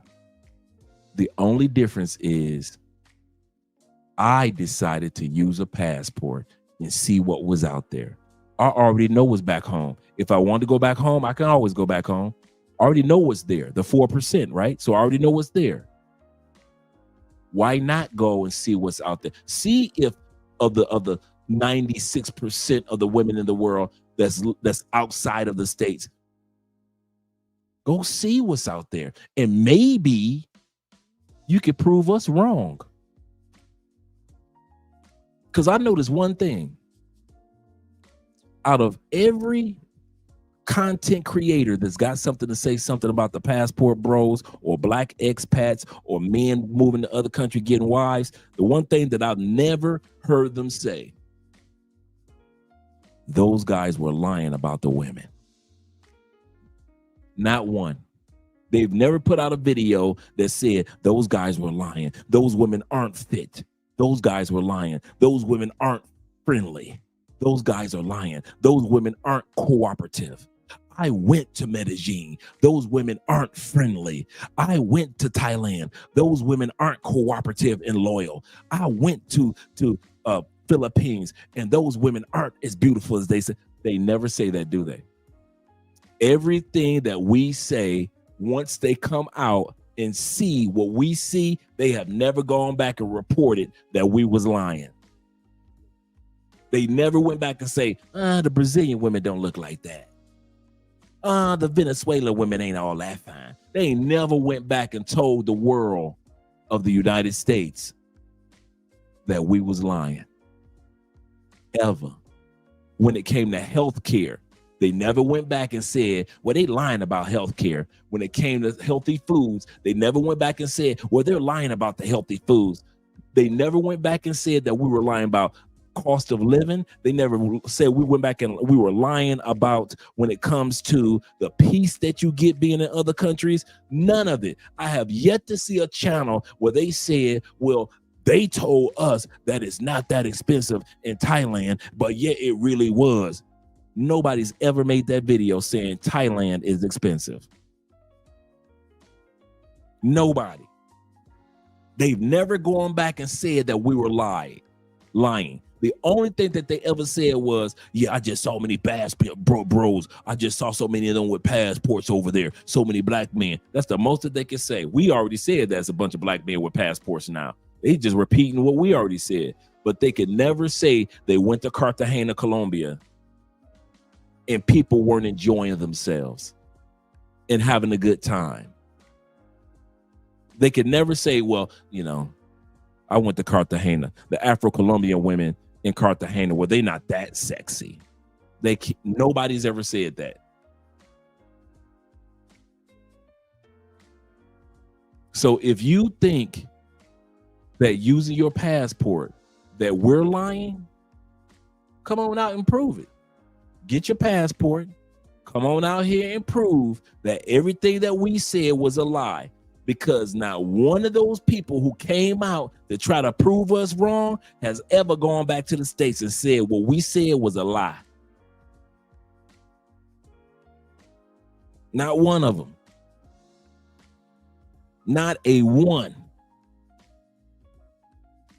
My man Dre in the building. Shout out to Andrew in the building. He said, late to the stream after work. He said, happy I heard this rant. I needed to hear that. Yeah. He said, unspecial together is better than special alone. Absolutely correct. Shout out to Jerron being in the building as well. I've been seeing you all night. And my brother Kevin Crawford of the Crawford family. He says this. He said, good night, brother. He said, gotta Got to get some shut eye. I'm about to get some shut eye for myself as well, gentlemen. I got to get up in the morning and get some things together for the Conclave. I'll be seeing you guys I'll be there on Thursday, but I'll be seeing you guys on Friday. But I'll be doing a live stream Thursday night from Miami. But I appreciate you, gentlemen. Just want to let you guys know, man, that there is a better life out here. This is not a rant or a channel that's anti-women. This channel is pro-you. It's not anti-women. It's not pro-men. It's pro-you. So if it's a woman watching, we talk pro-you. If it's a man watching, we talk pro-you. Because really, if y'all really listen to your boy Andre, if y'all ever want to say Andre put his foot on the neck of anything, I put my foot on the neck of the lifestyle of the United States. If you ever notice, I do more videos comparing life in the United States to anything else. We'll do videos about relationships, comparing them back and forth, and do videos about comparing women. But if you ever notice, most of the time, I compare the United States herself, the whole country, to other countries. Because in my mind, that myth is not true. We are not the only great country in the world. We are not the only one. And so for us to sit back and try to pretend and sell it as if, and then when other Americans ask me, well, what other country are great? We ain't about to do that. I'm not about to get into an argument with you. Get a passport. Come on out here. Get a passport.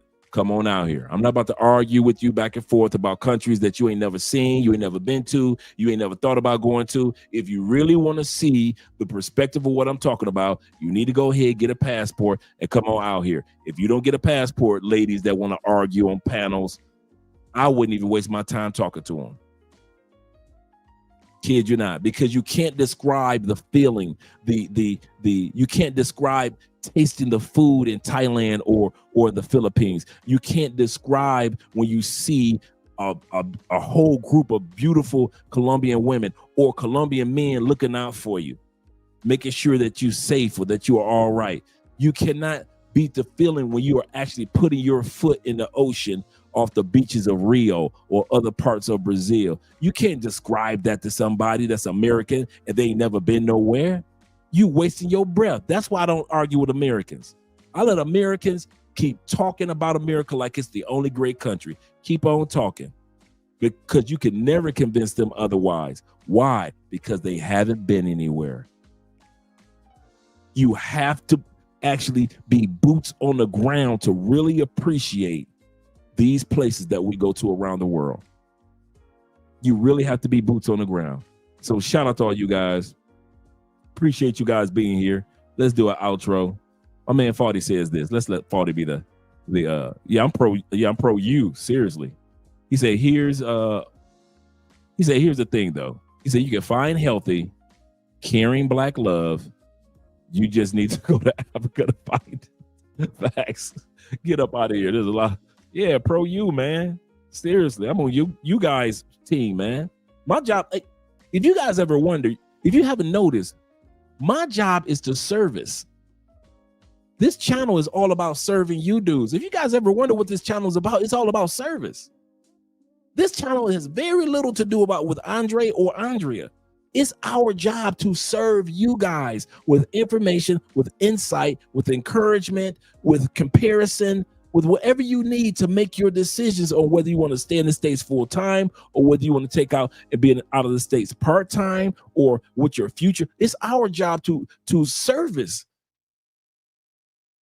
Everything that all the hours, the late night hours that we put in, it's not to say, look at us. We on you. No, every single day, man, we focus on every bit of content that we put out is content on how to serve you guys better. Some content is like today is to encourage you, since you're not going to mixers anymore, just to encourage you to stay on course. Don't go to those mixers. Stay on course. Other times I encourage you by writing books. Other times I encourage you and help you out when it comes to, hey, did you guys know about this or know about that? Let me drop the link to it. Other times it's to serve you by helping you find out how to be a part of the Black Manosphere Conclave and be there. This is a service-oriented channel. It will be that until the last episode. This channel has very, very, very little to do with Andre and Andrea. Don't you ever forget that, gentlemen. Don't you ever, ever forget that. We are not here for us. We are here for you since April 9th, 2019. Yes, sir. Shout out to Barry being in the building as well. He said, America is great, yet Japan is 10 years ahead of us in many ways. He said, thank you, Andre, for the information and the encouragement. Shout out to you, Bill. We're going to get ready for these outro videos for you, gentlemen. Next time you see me, I will be doing a live stream from Miami this Thursday. Shout out to you guys. Let's get these videos going. Right here. The American woman. Money work. El mundo quiere dinero. Money work. Se arregla con dinero. Money work. Si me quiero educar, dormir en algún lugar, un lugar para trabajar, y si no hay para emigrar. Todo money, money, todo el dinero. Solo un par de gente se lleva el botín entero. Funny. Oh, that was the wrong video? Oh, I thought y'all wanted to see the American women. Oh, my bad. My bad. I thought y'all wanted to see American women. My bad. Let's do this again. Let's do this again.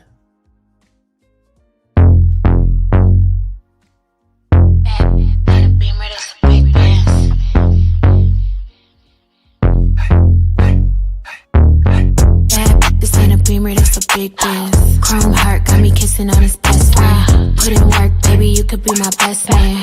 Sending cash to my account, he investing. Dark shades on when I'm off the Migos. He's trying to cuff me like a in a Rico. Moving through this like GTA with a cheat code. He claimed that he love me, but before not a freak. I just wanna dance all night. Can't nobody do it just like I. Boy, you got just what I like. Come on, baby, let's kiss, don't fight. What you wanna do? Tell me what you like. What you wanna do? Tell me what you like. What you wanna do? Tell me what you like. Just say the word, baby, I'ma get you right. What you wanna do? Tell me what you like. What you wanna do? Tell me what you like. What you wanna do? Tell me what you like. Ain't gotta say it, I know I'm the one you like. Ooh, damn, so the DJ turn the beat up. Got a white boy who be singing like a Beatle. Claim she getting bread, but I heard she doing keto. I don't do drugs, I'ma smoke a little weed up. I can't chase a man for no paper. I just think it's sweet, I'ma show him now or later. I be getting money on the wake up. He a broke boy, tell that get his cake up. Only with dope boys, they the ones who spinning paper, get your weight up. Told him send an Addy and to stay up. She's out here mad, told him assalamu alaikum. Who that 5'5", she don't even need no makeup. What you wanna do? Tell me what you like. What you wanna do? Tell me what you like. What you wanna do? Tell me what you like.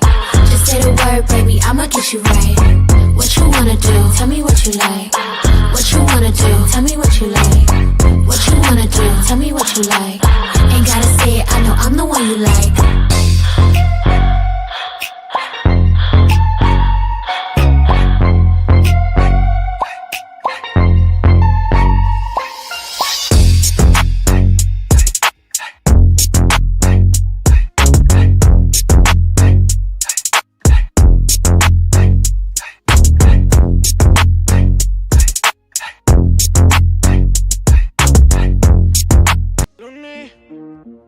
Baby, tan lejos y tan cerca, como enero y diciembre.